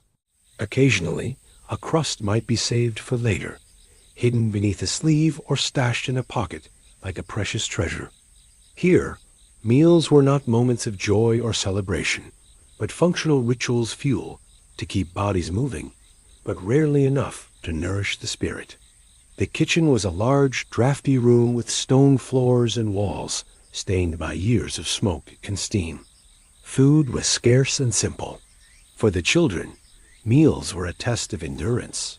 The dining hall was a stark, echoing room with long wooden tables and benches. Despite the monotony and scarcity, the kitchen was a place where small acts of kindness and cunning took root. The children learned to be resourceful. Some discovered ways to trade small favors or tasks for an extra piece of bread or a sweeter morsel. Mealtime could be a source of tension and conflict as well. The cooks themselves were often overworked and underappreciated. Many had once been children of the orphanage themselves, now returned as adults to the place that had shaped them. The food was prepared with an efficiency born of necessity, not care. Yet even here, life found moments of grace. The orphanage kitchen, with its slop and porridge and watery stew, was a mirror of the wider institution functional, harsh, but not without its small, precious sparks of humanity. As the day wore on and the kitchen emptied, the echoes of clattering dishes and whispered exchanges lingered like a faint heartbeat. In one cold, gray corner of the orphanage, the laundry wing buzzed with a relentless, weary rhythm. It was a place of heat, hard labor, and endless toil, a domain where young girls barely older than children themselves were set to work from dawn until dusk. Here, the endless cycle of scrubbing, boiling, rinsing, and wringing unfolded day after day, leaving behind not only clean linens, but also the marks of exhaustion, pain, and quiet resilience. The laundry wing was housed in a stone building attached to the main orphanage, its walls thick and damp, with narrow windows that let in little light and less warmth. Inside, the air was thick with steam, rising like mist from the large, blackened boilers where sheets and clothes were boiled to disinfect and whiten. The heat was oppressive, wrapping around the workers like a heavy blanket, while the relentless noise of water sloshing, soap scrubbing, and fabric wringing filled the confined space. The girls assigned to laundry duty were young, some barely into their early teens, yet their hands bore the marks of hard work and early wear. Their fingers were raw from scrubbing coarse fabric against wooden boards, cracked from cold water and harsh soap, blistered and sometimes burned by contact with scalding steam and boiling water. The constant moisture left their skin rough and chapped, and the scent of soap and damp wool clung to their clothes and hair long after their shifts ended. The work itself was grueling and repetitive. Sheets, pillowcases, shirts, and blankets came in by the cartload, stained with dirt, sweat, and countless small traces of the children's daily lives. Each piece had to be scrubbed by hand. No machines softened the labor, using stiff brushes and strong, pungent soap. The scrubbing boards, worn smooth by years of use, bore the silent testimony of generations of girls who had labored here before. The process began with soaking the linen in large wooden tubs filled with soapy water. Then came the scrubbing, a harsh, rhythmic motion that worked to loosen stains and dirt embedded deep in the fibers. After scrubbing came boiling, an intense, bubbling ordeal, where the linens were submerged in scalding water to kill germs and whiten the fabric. This step was crucial but perilous. Scalding steam rose in thick clouds, and the risk of burns was ever present. Many girls bore the scars of accidental spills or sudden bursts of steam, painful reminders of the dangers hidden within the daily routine. Rinsing followed boiling, then wringing, the latter an exhausting task that demanded strength and endurance. Wet linens were heavy and cumbersome, and the girls worked in pairs or groups, twisting and squeezing out water with hands raw and trembling from cold. Finally, the sheets and clothes were hung to dry on long, narrow lines stretched across the wing's high ceiling, their damp weight pulling down on the ropes. Despite the physical hardship, the laundry wing was also a place of quiet camaraderie. The girls worked side by side, their hands busy, but their voices sometimes breaking the strict silence with whispered conversations, shared jokes, or soft songs passed down through the years. These moments of connection were precious, offering small relief from the ceaseless toil and the harsh discipline that permeated the orphanage. The matron or laundry supervisor was always present, watching closely, ready to call out a warning or administer punishment for any lapse in attention or effort. There was little tolerance for mistakes or complaints. The work was framed as character building, a way to teach responsibility, strength, and endurance. But to the girls, it was often just exhausting, painful, and unending. The laundry wing left lasting impressions, both physical and emotional, on those who labored there. Scars on hands and arms were common, but so too were the deep weariness etched into their faces and bodies. Many carried the memory of harsh words, of sudden bursts of anger from overseers, and of the unrelenting pace that left no room for rest. Yet within these hardships, there was resilience. The girls learned to endure, to support each other, and to find small moments of comfort amid the steam and scrubbing. Some dreamed of a different life, one where their hands would be free from hard labor and their days filled with possibility rather than toil. The laundry wing was more than just a place of work. It was a symbol of the orphanage's relentless demands. It represented the harshness of life within those walls, but also the quiet strength of the children who faced it daily. The hot steam, the rough soap, and the scalded fingers were not just marks of labor. They were badges of survival, reminders of a childhood shaped by endurance and the faint hope of something better. In the orphanage, obedience was not a request, but an absolute demand. Rules were clear and rigid, and any deviation, whether a whispered word out of turn, a skipped chore, or a moment's hesitation, could bring swift and often severe punishment. Discipline was the foundation of life within these walls, not only to maintain order, but to mold the children into what the institution deemed proper. But discipline carried with it an invisible burden, shame. And punishment was not only about correction, it was about control, humiliation, and a stark reminder of one's place. The first lesson every child learned was that silence was safer than speech, and conformity better than dissent. Talking out of turn was one of the most common infractions. In classrooms, dormitories, workrooms, anywhere voices rose without permission, the matron's eye was quick to spot the culprits. A whispered conversation could result in a sharp reprimand or an immediate summons to the matron's office.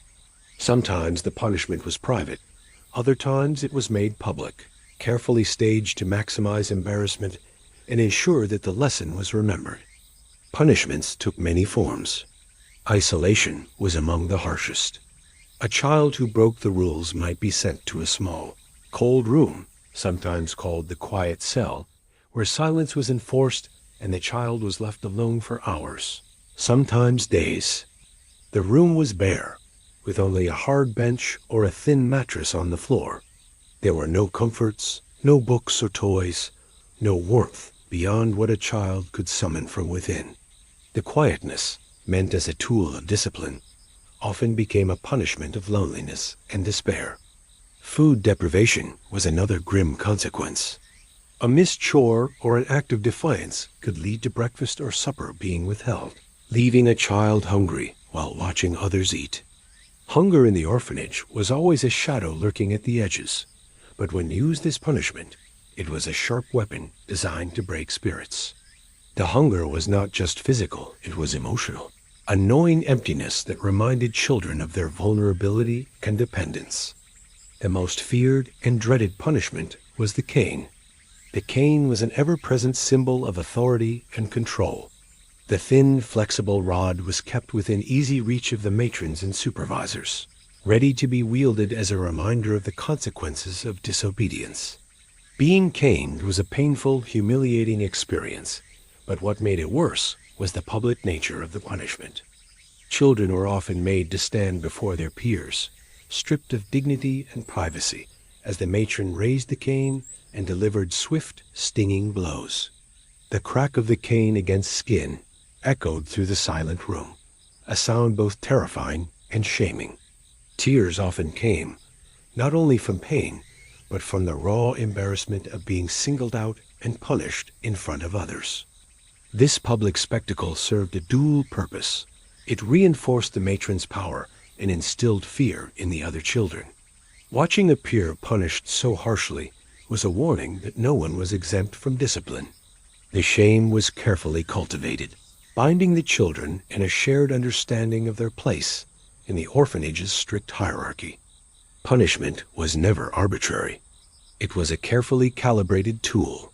The matrons understood that the psychological weight of shame was sometimes more effective than physical pain. A child made to kneel in silence for long minutes, forced to hold an uncomfortable position, or given extra chores as a form of penance, carried the burden of disgrace far beyond the immediate moment. The emotional toll of punishment was profound. Children learned to fear not only the matron's eye, but their own mistakes and impulses.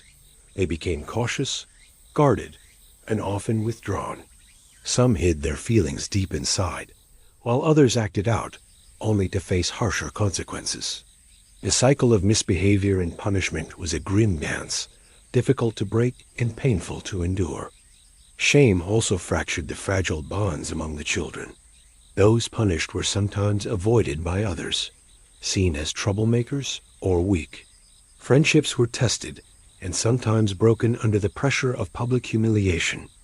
Yet, paradoxically, punishment could also forge solidarity. Children who shared the experience of discipline sometimes found strength in each other's company, whispering encouragement or silently sharing the pain. Despite the harshness, some matrons showed glimpses of understanding. There were moments when a punishment was tempered by a quiet word afterward, a small gesture of forgiveness or explanation. These moments were rare, but vital, offering a hint that beneath the strict rules and cold discipline, there was room for humanity. The ever-present fear of punishment shaped every day. Children walked carefully, spoke only when spoken to, and tried to anticipate the matron's expectations. Yet no system of control is perfect, and the occasional misstep was inevitable. Each punishment left its mark, not just on the body, but on the spirit. In this cycle of discipline and shame, the children learned hard lessons about authority, power, and survival. They grew accustomed to holding their heads low, to masking their pain, and to enduring the punishments that came with being different, being young, and being alone. Punishment was not just about correcting behavior. It was a tool of control that reinforced the orphanage's order and hierarchy. But it was also a source of deep emotional wounds carried silently beneath the surface, shaping the children's understanding of themselves and the world. In the quiet moments after punishment, when the matron's eye moved on and the children were left alone with their thoughts, the weight of shame was heavy.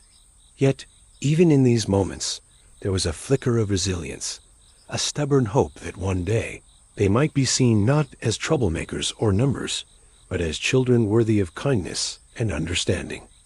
Life in the orphanage was often marked by routine, discipline, and hardship. But amidst the strict schedules and harsh realities, small moments of joy would sometimes break through the gray monotony like fragile rays of light.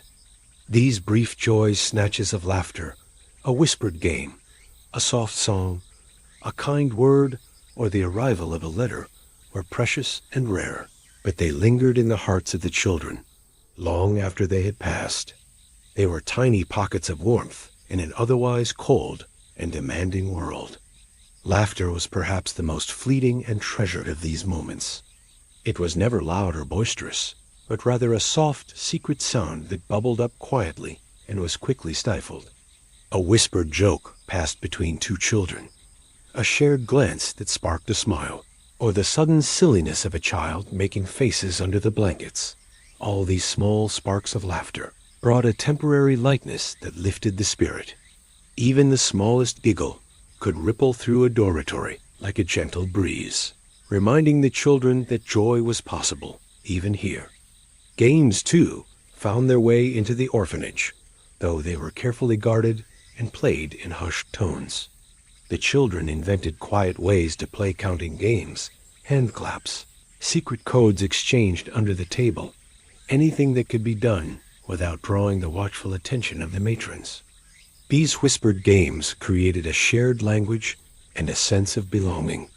In these moments, the children were not merely orphans or numbers. They were friends and allies, bound by the simple delight of play. Music was another source of comfort. Songs were often sung softly, sometimes in groups, sometimes by one child humming quietly to herself as she folded laundry or made her bed. The songs were simple nursery rhymes, folk tunes, or hymns learned during chapel, but their melodies carried a power beyond words. They offered a sense of continuity and hope, connecting the children to a world beyond the orphanage's walls. A song hummed in the dark could soothe fears and create a moment of peace, even if only briefly. Kindness from an adult was another rare but unforgettable joy. Though the matrons were often stern and strict, occasionally a soft word, a gentle touch on the shoulder, or a small act of generosity would appear a warm blanket offered on a cold day. A whispered encouragement before a difficult task, or a shared smile that said, "You are seen." These moments were few and far between, but lingered in the children's memories as proof that compassion could exist even in the harshest environments. Letters, when they arrived, were treasures beyond measure, whether from distant relatives, sponsors, or charitable strangers. A letter was a tangible connection to the outside world and a symbol of hope. The children read and reread these letters, sometimes sharing their contents with others in hushed whispers. A letter brought news, encouragement, and a reminder that they were not forgotten. For many, it was a bright thread woven into the fabric of their lives, a sign that there was more beyond the orphanage's walls. These brief joys were often accompanied by a mixture of relief and guilt. The children knew that laughter and play could draw punishment, that kindness was fragile, and that hope was sometimes dangerous to hold too tightly. Yet they clung to these moments, recognizing them as vital nourishment for the soul. They were the sparks that kept the flame of resilience alive. The joy found in small things also shaped the relationships among the children. Shared laughter or a secret game built bonds that helped them endure the challenges of daily life. These connections were sources of strength, comfort, and sometimes rebellion against the strict order imposed upon them. In the shared joy, the children found a measure of freedom and humanity. The brief joys also had a lasting impact on how the children remembered their time in the orphanage. While the discipline and hardship were undeniable, it was often these small moments, the smile from a friend, the kindness of a matron, the sound of a song that stayed with them, coloring their memories with warmth and hope. In the quiet moments before sleep, when the children lay in their rows of beds, these memories often surfaced. A whispered joke from the day, a song hummed softly, or the hope sparked by a letter could carry them into dreams. These joys were not grand or dramatic, but they were deeply human and profoundly important. The brief joys of the orphanage remind us that even in the most difficult circumstances, the human spirit seeks connection, laughter, and kindness. They show us the resilience of children who, despite everything, found ways to smile, to play, and to hope. Visitors' Day was a rare and uneasy event in the life of the orphanage. Day when the steady rhythm of routine was interrupted by the arrival of outsiders, their eyes curious or kind, their presence a brief reminder that the world beyond the walls still existed. These days were both anticipated and feared, for they brought a strange mixture of hope, performance, and the weight of silent expectation.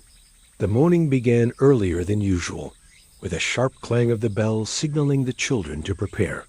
The dormitories, usually filled with murmurs and whispered exchanges, fell into an almost reverent silence. Beds were straightened with extra care, clothes were smoothed and tucked, and faces were washed and dried as if by some unspoken command. The air was thick with nervous energy, a mix of excitement and dread that hung over the entire building. As word spread through the halls that visitors were arriving, the children lined up in neat rows, their posture rigid, their eyes wide and watchful. Smiles were practiced and put on as if they were masks bright and cheerful on the surface, but often hiding a deeper uncertainty. The children knew that these smiles were not always for their own comfort, but for the visitors' benefit. Visitors came in various forms: benefactors who offered donations and promises of aid, curious townspeople eager to see the orphanage for themselves, officials whose presence carried the weight of authority. Each visitor brought different expectations, but all shared a sense of distance, a barrier that the children felt keenly. As the visitors entered, the children were guided through carefully choreographed scenes. They might be shown working quietly at their tasks, their hands steady and diligent, reciting prayers or lessons in unison, or performing small tasks to demonstrate discipline and order. The atmosphere was tense, charged with the unspoken pressure to impress, to appear compliant and well-behaved. The matrons, too, were on their best behavior. The usual strictness was soft just enough to allow for pleasant smiles and polite words. Yet beneath the surface, the strict rules remained, and any misstep was quickly corrected, even during the visitors' presence. The children are often asked to smile for photographs, to sing hymns, or to recite lessons. These moments, though brief, were etched into memory, a fleeting glimpse of attention and recognition that contrasted sharply with the usual anonymity of daily life. Yet, once the visitors moved on, the veneer of cheerfulness quickly faded. The children returned to their usual silence. The practiced smiles dropped like masks at the closing of the gates. The quiet that followed was heavier, a reminder that the brief spotlight was not a lasting change, but a momentary interruption in the orphanage's strict routine. Behind the smiles and neat lines, the children grappled with complex emotions. There was a sense of hope that the visitors might bring help, kindness, or even the chance of a new life. But there was also weariness and sometimes resentment, born of the knowledge that these visits were performances demanded by the institution, rather than genuine moments of care. The adults who came often saw only what was presented: the orderly children, the clean rooms, the disciplined routines. They rarely glimpsed the reality beneath, the loneliness, the fear, the quiet struggles that defined the orphanage's daily life. For the children, Visitors' Day was a double-edged sword. It brought rare attention and the possibility of change, but also reinforced the distance between themselves and the outside world. They were objects of observation, not participants in their own stories. In the aftermath of the visits, the orphanage returned to its usual rhythm. The children carried with them the memory of those brief encounters, sometimes as a source of comfort, sometimes as a reminder of their isolation. The visitors' footsteps faded, but the longing for connection remained. Visitors' Day was a glimpse into a world beyond the orphanage, world that promised kindness, but often delivered only fleeting moments of it. It was a day of hope shadowed by the reality of routine, a day when children were seen, but only on terms set by others. In this delicate balance between appearance and reality, the children learned once again the lessons of resilience and endurance. They smiled when expected, obeyed when watched, and waited in silence when the gates closed, holding on to the quiet hope that someday, perhaps, they would be seen for who they truly were. In the otherwise bustling and often harsh environment of the orphanage, there existed the quieter sanctuaries, the scriptorium and the sewing room.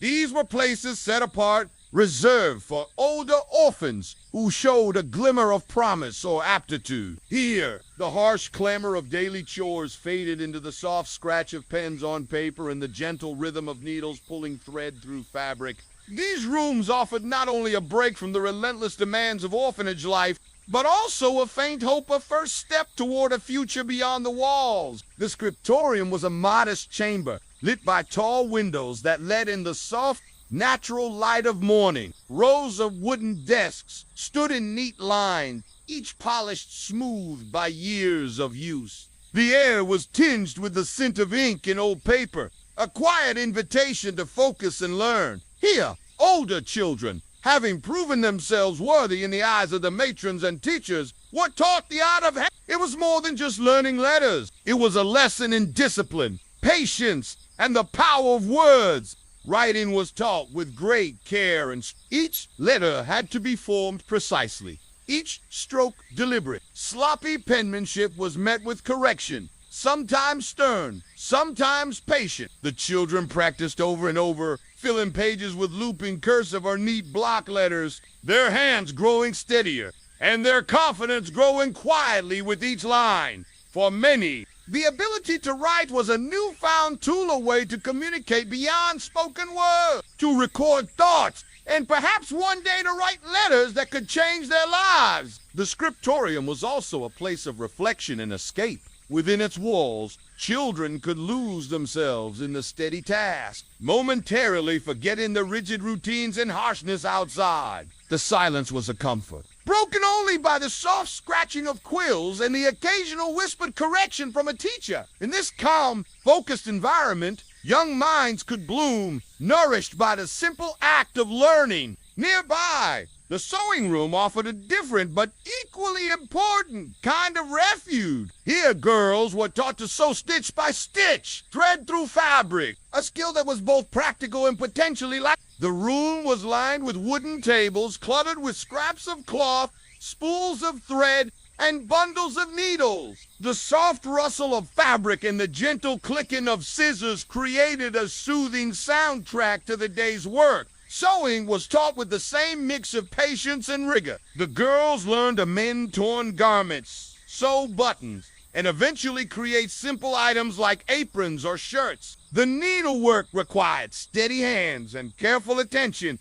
and mistakes were corrected with gentle firmness. Like the scriptorium, the sewing room was a place where focused and quiet perseverance were rewarded. For the girls, sewing was more than just a chorette, was a skill that offered a glimpse of independence and possibility. Mastery of this craft could mean an apprenticeship or even employment beyond the orphanage. In a world where options for girls were limited, the ability to sew was a key that might unlock a door to a better future. Both the scriptorium and the sewing room were spaces where the children could step away from the relentless demands of the orphanage and engage in work that nurtured hope. These rooms were small islands of calm and learning amid the sea of strict discipline and hard labor. The teachers and matrons who oversaw these rooms varied in kindness and strictness. Some were stern, enforcing rules without mercy, while others showed glimpses of warmth and encouragement. Yet, regardless of their temperament, all understood the importance of these skills and the opportunity they represented. For the orphans, time spent in the scriptorium or sewing room was a brief taste of freedom, a chance to build something of their own. Whether it be a neat page of writing or a carefully sewn garment, these moments were reminders that beyond the orphanage's walls lay a world where they might one day belong, contribute, and be valued for more than their obedience or labor. The learning was not without its pressures. The children knew that failure could mean loss of privilege or harsher tasks. Success, on the other hand, might lead to apprenticeship or adoption, a rare chance to escape the orphanage's confines. This knowledge added weight to each practiced stroke and each careful stitch. Yet, amid the pressure, many children found joy in the work. The creation of something tangible, a written page or a finished seam offered satisfaction and pride. These small achievements were treasure, often quietly celebrated among peers in stolen moments away from the watchful eyes of adults. The scriptorium and sewing room also fostered bonds between the children.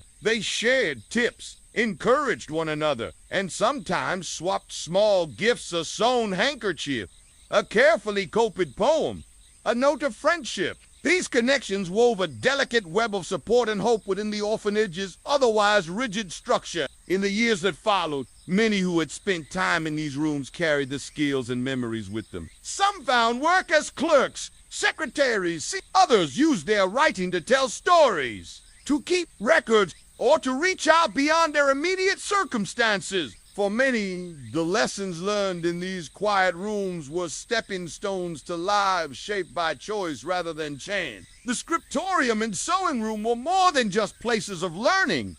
They were sanctuaries of possibility. In a careful shaping of letters and stitches, the children shaped their own futures, and within the quiet focus of these rooms, hope quietly took root, a promise that no matter how hard the past, the future could still hold something better. In the stark and often unforgiving world of the orphanage, one of the most profound sources of comfort and survival was the friendships formed in secret. These bonds woven quietly through whispered conversations, shared hardships, and moments of stolen laughter became lifelines for children who had lost so much. Sisterhoods, protector-protected relationships, and even rivalries shaped daily life, providing meaning and connection amid the uniformity and discipline. Friendship in the orphanage was not given lightly. With trust in short supply and rules tightly enforced, children learned to guard their feelings and choose their companions carefully. A whispered joke, a shared secret, or a hidden scrap of kindness could be the fragile beginning of a lasting bond. These relationships were often formed quietly, away from the prying eyes of matrons and supervisors who saw friendship as a distraction or even a threat to discipline. Sisterhoods emerged naturally among girls who shared dormitory beds or worked side by side in chores. These relationships were like threads of warmth in an otherwise cold environment. Sisters in the orphanage were not always related by blood, but were family all the same. They looked out for one another, shared what little they had, and offered protection against the harshness of the institution. In whispered moments before lights out, these sisters would exchange stories, comfort each other's fears, and dream together of a life beyond the walls. Protectors also emerged, often older or stronger children, who took on the role of shielding younger or more vulnerable ones. This role could be born of kindness or necessity, but it became a crucial element of survival. The protector was someone who could intervene in moments of trouble, offer a shoulder to lean on, or simply be a steady presence in a world that often felt chaotic and cruel. For those being protected, the bond was one of gratitude and loyalty, an unspoken promise of safety and companionship. Rivalries, too, were part of the social fabric. Competition for scarce resources like food, attention, or a favored position in the dormitory sometimes sparked tension and conflict. These rivalries could be fierce, fueled by fear and insecurity. Yet even in rivalry, there was often a complicated mixture of respect and understanding, for each child knew the harshness of the environment, bred both competition and a deep need for connection. Friendships were often tested by the strict rules of the orphanage. Speaking out of turn to a friend, sharing forbidden items, or simply spending too much time together could invite punishment. Yet children found ways to communicate in whispers, secret notes, or subtle gestures. These hidden interactions created a secret world of connection that belonged solely to the children. The sharing of small treasures, an extra crust of bread, a torn scrap of fabric, a button, became symbols of friendship and trust. These tokens, though humble, carried great emotional weight. They were proof that someone cared, that a child was not alone in the world. Such acts of giving and receiving forged bonds that transcended the bleakness of daily life. Friendship also offered a refuge for emotional expression. In an institution that demanded silence and obedience, friends became confidants, those rare people with whom children could share fears, hopes, and dreams. Through these connections, children found a sense of identity beyond their assigned numbers and duties. They could be seen, heard, and valued as individuals. Many friendships formed in the orphanage endured far beyond its walls. When children left, whether through adoption, apprenticeship, or aging out, they often carried these bonds with them. Letters exchanged, visits arranged, or memories shared kept these relationships alive, providing continuity in lives otherwise marked by loss and change. The strength of orphan friendships was sometimes tested by distance and time. Separation was painful, and not all friendships survived the upheaval of leaving the institution. But those that did became foundational, shaping future relationships and offering a model of trust, and loyalty that lasted a lifetime.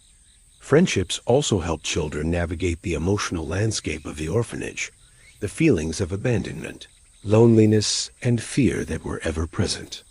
With a friend by their side, children could face hardships with greater courage and resilience.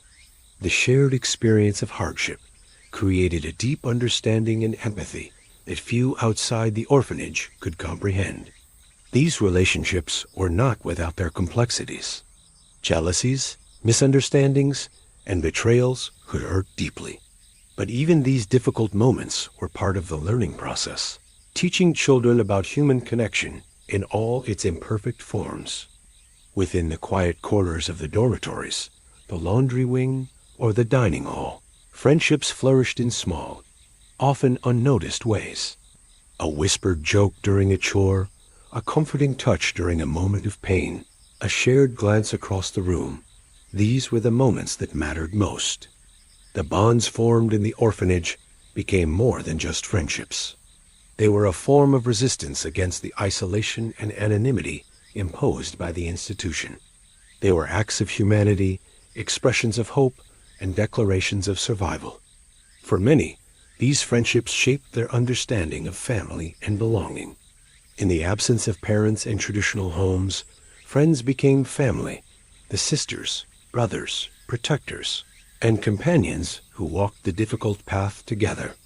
As time passed, the memory of these friendships often became a source of comfort and strength.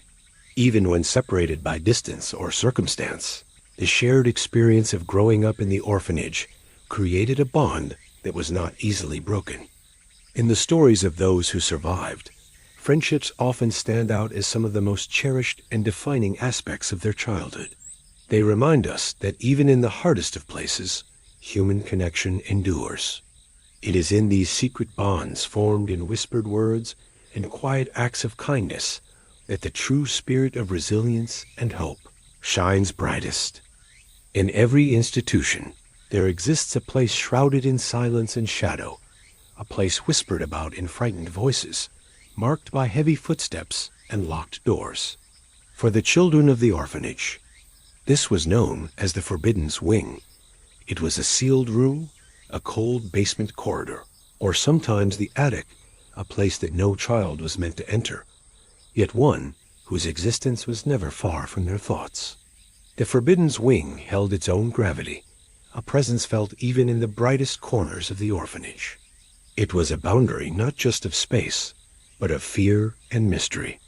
To the children, it was a place of stories told in trembling whispers, stories of punishment far worse than caning, of children who were taken there and never seen again. Its very name carried a warning, a threat, and a terrible allure all at once. The walls surrounding the Forbidden's Wing were thicker, the doors heavier, and locked with keys that clinked ominously. Staff moved past it with quickened steps, their voices lowered when near. Children were strictly forbidden to ask questions, and certainly forbidden to approach. Yet for a child living in a world where every other place was regimented and known, the Forbidden's Wing became a place of dark fascination. Rumors swirled like shadows in the corners. Tales passed in the dim light before bedtime or in the hushed moments between chores. Some said the wing was where the worst children were sent, those who dared to rebel, who spoke out, who could not conform. Others whispered that it was a prison, a place of isolation so severe it broke spirits. There were even more fearful stories, that some children who entered never returned, swallowed by silence and forgotten. The truth was never openly spoken. The matrons and overseers maintained a strict silence, or gave vague warnings about obedience and consequences. For the children, this silence was itself a kind of punishment, an absence that filled the air with dread. Occasionally, a child would vanish from the dormitory without explanation. Their bed would remain empty, the space around it growing colder. No words would be spoken to the others, no questions allowed. The forbidden silence settled over the rows of beds like a shadow. Many feared that these children had been sent to the wing, that they were locked away, punished beyond the reach of friends or comfort.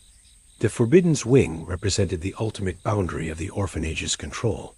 It was where discipline was absolute and mercy scarce. To the staff, it was a necessary measure of place to isolate troublemakers, protect the institution's order, and ensure that no child could threaten the fragile balance of obedience. For the children, however, it was a place of terror, a symbol of the darkest consequences of disobedience. The mere mention of the wing could silence a room, and even the bravest child would shiver at the thought of its cold, unyielding walls. The stories around the Forbidden's Wing were often exaggerated, shaped by fear and imagination. Some children told of muffled cries heard late at night, of shadowy figures glimpsed behind barred doors, or of strange noises echoing through the empty hallways. Whether these stories were true or born of anxious minds, they served to reinforce the wing's ominous reputation. Despite the fear, curiosity was a powerful force. Children would steal glances down the long corridors, try to catch glimpses of the locked doors, or imagine what might lie beyond. The wing became a dark frontier in their young minds, a place of punishment, but also of mystery. On rare occasions, a child who had been sent to the Forbidden's Wing would return, their spirit broken and their eyes hollow. They spoke little, avoided contact, and moved as if carrying a heavy burden. Their stories were fragmented and fearful, hinting at isolation, harsh treatment, and the crushing weight of loneliness. For those who never returned, the orphanage offered no explanation. Their absence was accepted silently, their beds quietly emptied and forgotten. The children learned early that some questions were dangerous, and silence was often the safest answer. The Forbidden's Wing was more than a physical space. It was a symbol of fear, control, and the limits of childhood freedom within the orphanage. It marked the point where punishment became something more than correction. It became erasure.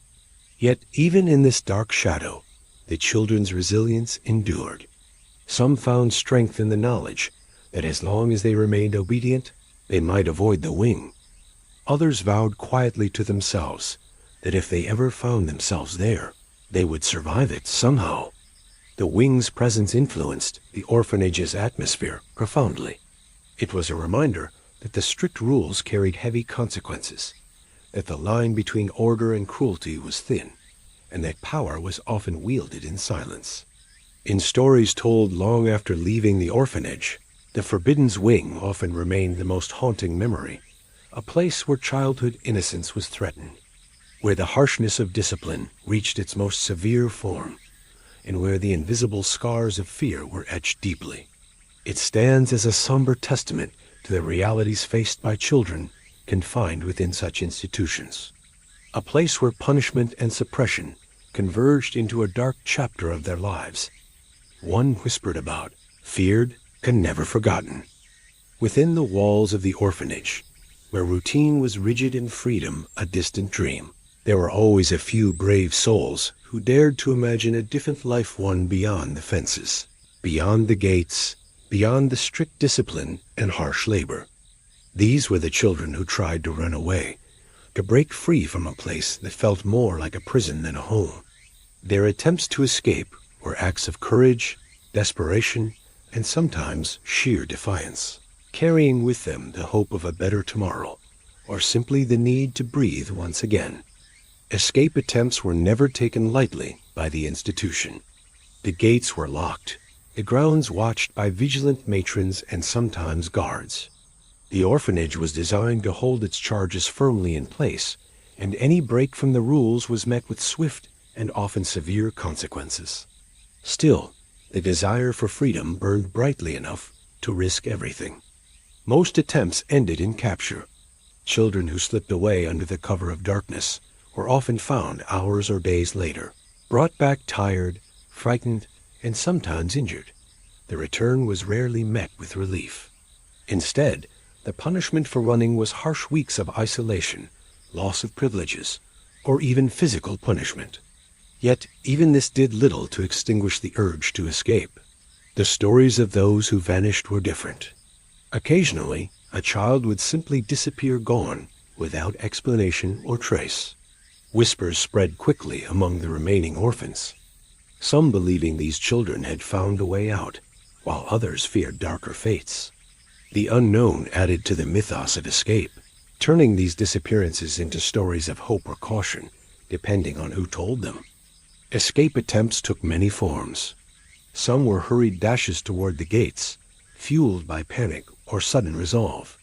Others were carefully planned over weeks or months, swatching guard rotations, finding weaknesses in fences, or gathering scraps of food and clothing. These plans required courage and ingenuity, as well as the quiet cooperation of friends who might help or hide the would-be escapee. For many children, escape was not just a physical act, but a mental refuge. Planning and dreaming of running away provided a break from the oppressive reality, a secret hope that sustained them through harsh days. Even those who never tried to run clung to these stories as proof that freedom was possible. The consequences of being caught were grim. The orphanage treated escape as the gravest disobedience. Children who returned were often broken in spirit, their attempts discouraged through harsh discipline meant to deter others. Yet beneath the surface, these punishments sometimes only deepened the children's resolve or sparked a quiet rebellion in their hearts. Among the orphans, the tales of escape attempts were passed along in whispered conversations and coded messages. These stories were told with a mixture of admiration for the courage involved and a sober reminder of the risks. They became cautionary tales, but also sparks of inspiration, a reminder that even in the darkest places, the human spirit seeks freedom. For some, the escape was a turning point. A child who made it beyond the gates might find a new life, whether as an apprentice, with a foster family, or simply on the streets, trying to carve out an existence. But the outside world was not always kinder or easier, and many who escaped faced new dangers and uncertainties. Still, the hope of choice and autonomy was a prize worth the risk. Within the orphanage, the aftermath of an escape attempt often shifted the atmosphere. Matrons increased their vigilance, rules tightened, and punishments grew more severe. Yet among the children, a quiet defiance took root. Each failed escape was a reminder of the constraints, but also proof that the boundaries could, at least momentarily, be crossed. The fear of punishment and the hope of freedom existed side by side in the hearts of the orphans.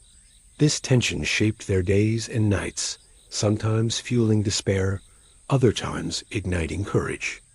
Escape attempts also highlighted the deep yearning for connection and belonging outside the institution. For many children, the orphanage was not just a place of discipline, but a place of loneliness and loss. The hope of escape was intertwined with the hope for family, acceptance, and a life that felt truly their own.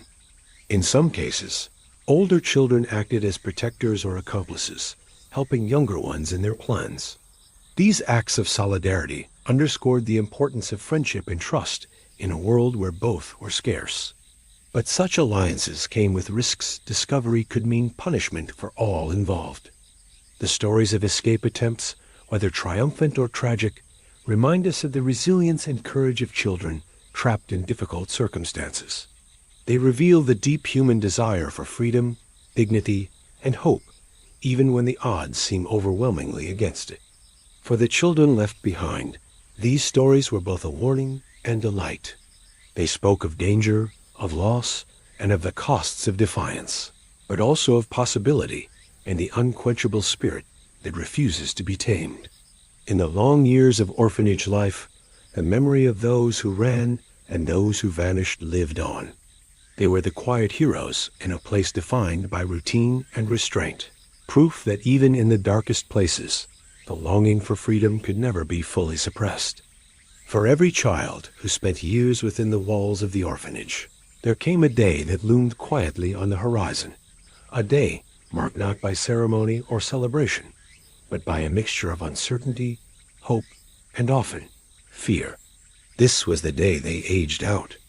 At 14 or 15 years old, the institution's doors would open, and the child, now young adult, would be released into the world beyond expected to navigate a life largely on their own.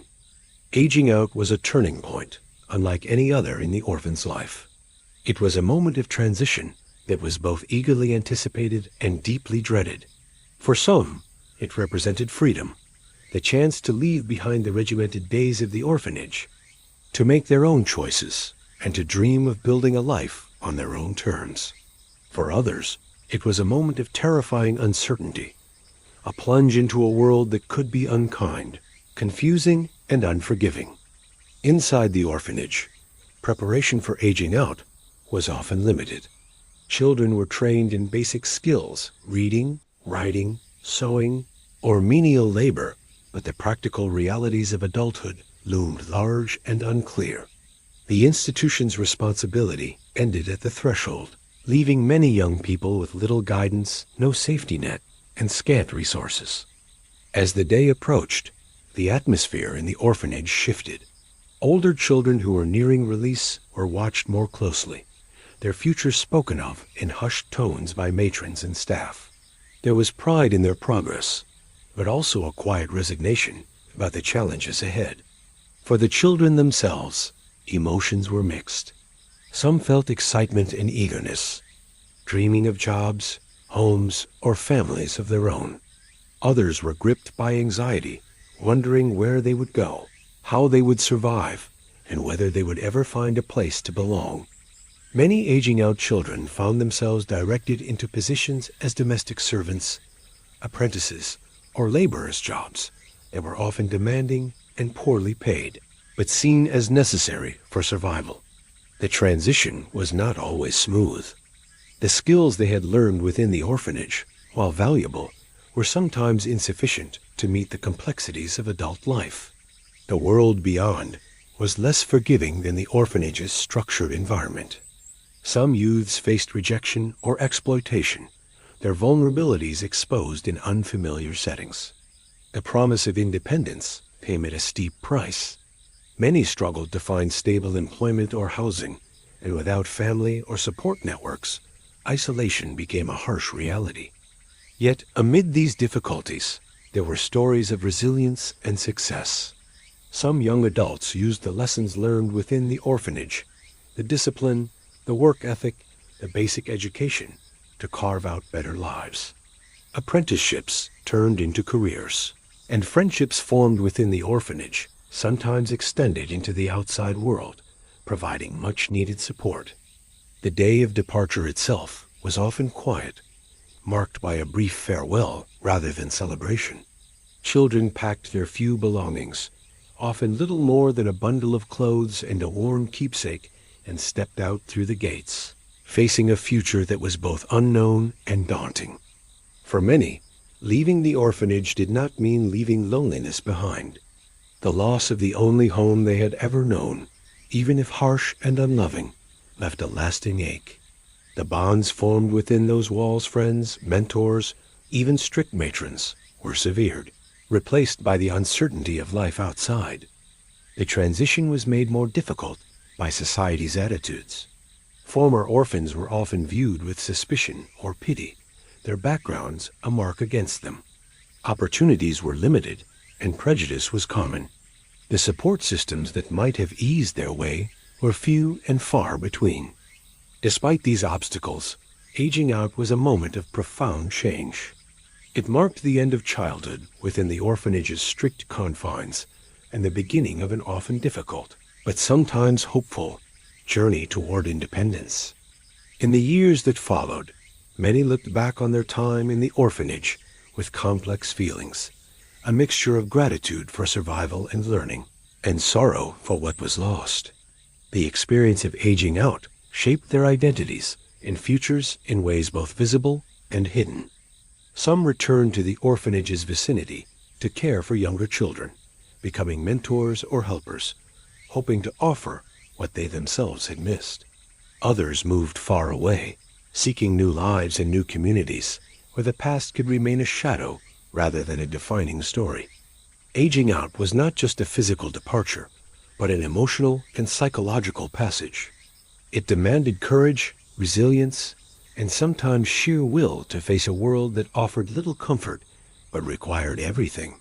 For those still within the orphanage, the stories of those who had aged out served as both warning and inspiration.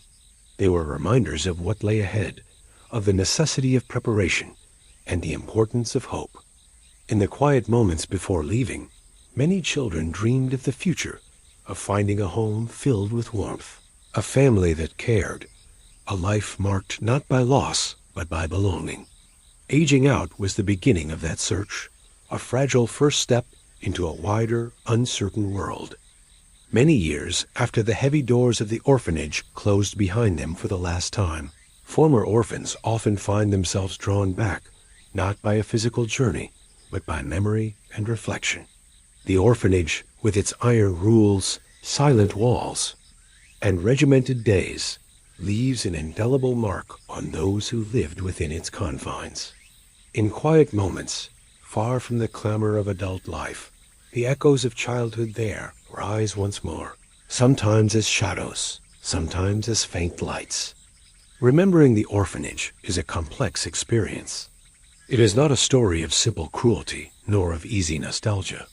It is a layered tapestry of silence and sound, loss and learning, fear and resilience, a place that shaped the contours of childhood, and in turn, shaped the adults these children would become. Many former orphans speak first of the silence, not just the absence of noise, but a silence that was enforced, thick with expectation and caution. The orphanage demanded obedience, and silence was one way it kept control. Voices were hushed, emotion subdued, and individuality often buried beneath uniformity. This silence could be suffocating, but it also became a language of its own, a way children learned to communicate without words, to protect themselves, and to survive. Within this silence, children learned lessons both harsh and subtle. Discipline was not merely about order, but about shaping character. They learned to work hard, to obey without question, and to endure. Some carried these lessons as burdens, feeling the weight of repression. Others found strength in them, discovering reserves of resilience and determination that would carry them through life's challenges. The orphanage was also a place where resilience whispered softly in corners, in shared glances, and in the small rebellions of the heart. Children found ways to hold on to hope through friendships, secret games, whispered dreams, and stolen moments of kindness. These acts of quiet defiance were survival mechanisms, proof that even in the strictest conditions, the human spirit could not be fully contained. For many, the memories of the orphanage are bittersweet. They recall the regimented days and harsh punishments, the cold beds, and the sameness of uniforms. Yet they also remember the friendships that blossomed against the odds, the teachers who showed kindness, and the moments when imagination provided a brief escape from reality. Reflecting on those years, former orphans often grapple with feelings of loss of family, of childhood freedom, and sometimes of identity. The orphanage could strip away much, reducing children to numbers and chores. Reclaiming a sense of self after such an experience is a lifelong journey. Yet many also speak of gratitude for survival and for the skills learned, reading, writing, sewing, discipline that became tools for building new lives. The orphanage, for all its failings, provided structure and education, however limited, that some carried forward with pride. The echoes of childhood in the orphanage also raise questions about belonging. Many former orphans struggled with feelings of isolation long after leaving, haunted by the absence of family and home. Finding or creating a sense of belonging became central to their adult lives through friendships, chosen families, or community involvement. In their reflections, former orphans sometimes confront the shadow of trauma, a lasting impact of strict discipline, loss, and loneliness. Yet these memories are rarely frozen in pain alone. They are often interwoven with stories of endurance, personal growth, and the ability to find light in darkness. Some chose to speak publicly about their experiences, becoming advocates for reform and support for children in institutional care. Their voices bring attention to the ongoing need for compassion, understanding, and better care for vulnerable children. Others kept their memories private, carrying them quietly as part of their personal histories. These memories shape identity in profound ways, influencing relationships, self-perception, and life choices. Remembering the orphanage is also about reconciliation with the past, with those who cared for them, and with themselves. It is about acknowledging pain without being defined by it, about honoring resilience without minimizing hardship. For many, these reflections bring a sense of closure, a way to make peace with a childhood that was anything but ordinary. They allow former orphans to recognize the strength they carried as children, the challenges they overcame, and the futures they forged. In the end, the orphanage lives on in memory as a place of contradictions, of silence and whispered hope, of discipline and quiet rebellion, of loss and unexpected resilience. It is a chapter of life that shaped, for better or worse, the people those children became.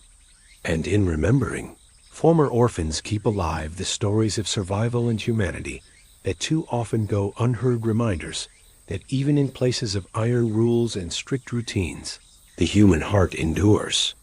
Thank you for joining me on this journey through the hidden world of the orphanage, a place of strict rules and silent resilience, of hardship and small, precious moments of hope. We've walked together through the daily routines, the dormitories, the classrooms, the quiet friendships, and even the darkest corners like the Forbidden's Wing. We've seen how these children endured, survived, and sometimes even found strength in a world designed to limit them. If this story touched you or sparked your curiosity about the lives behind the walls of such institutions, please consider subscribing to the channel. There's so much more history to explore, stories that deserve to be remembered and told with care. Don't forget to like this video if you found it meaningful, and leave a comment sharing your thoughts or questions. I love hearing from you, and your support helps keep these stories alive. Together, we can continue uncovering the past, quiet, human, and full of lessons. Until next time, thank you for watching. Take care, and remember, even in the darkest places, the smallest light can shine.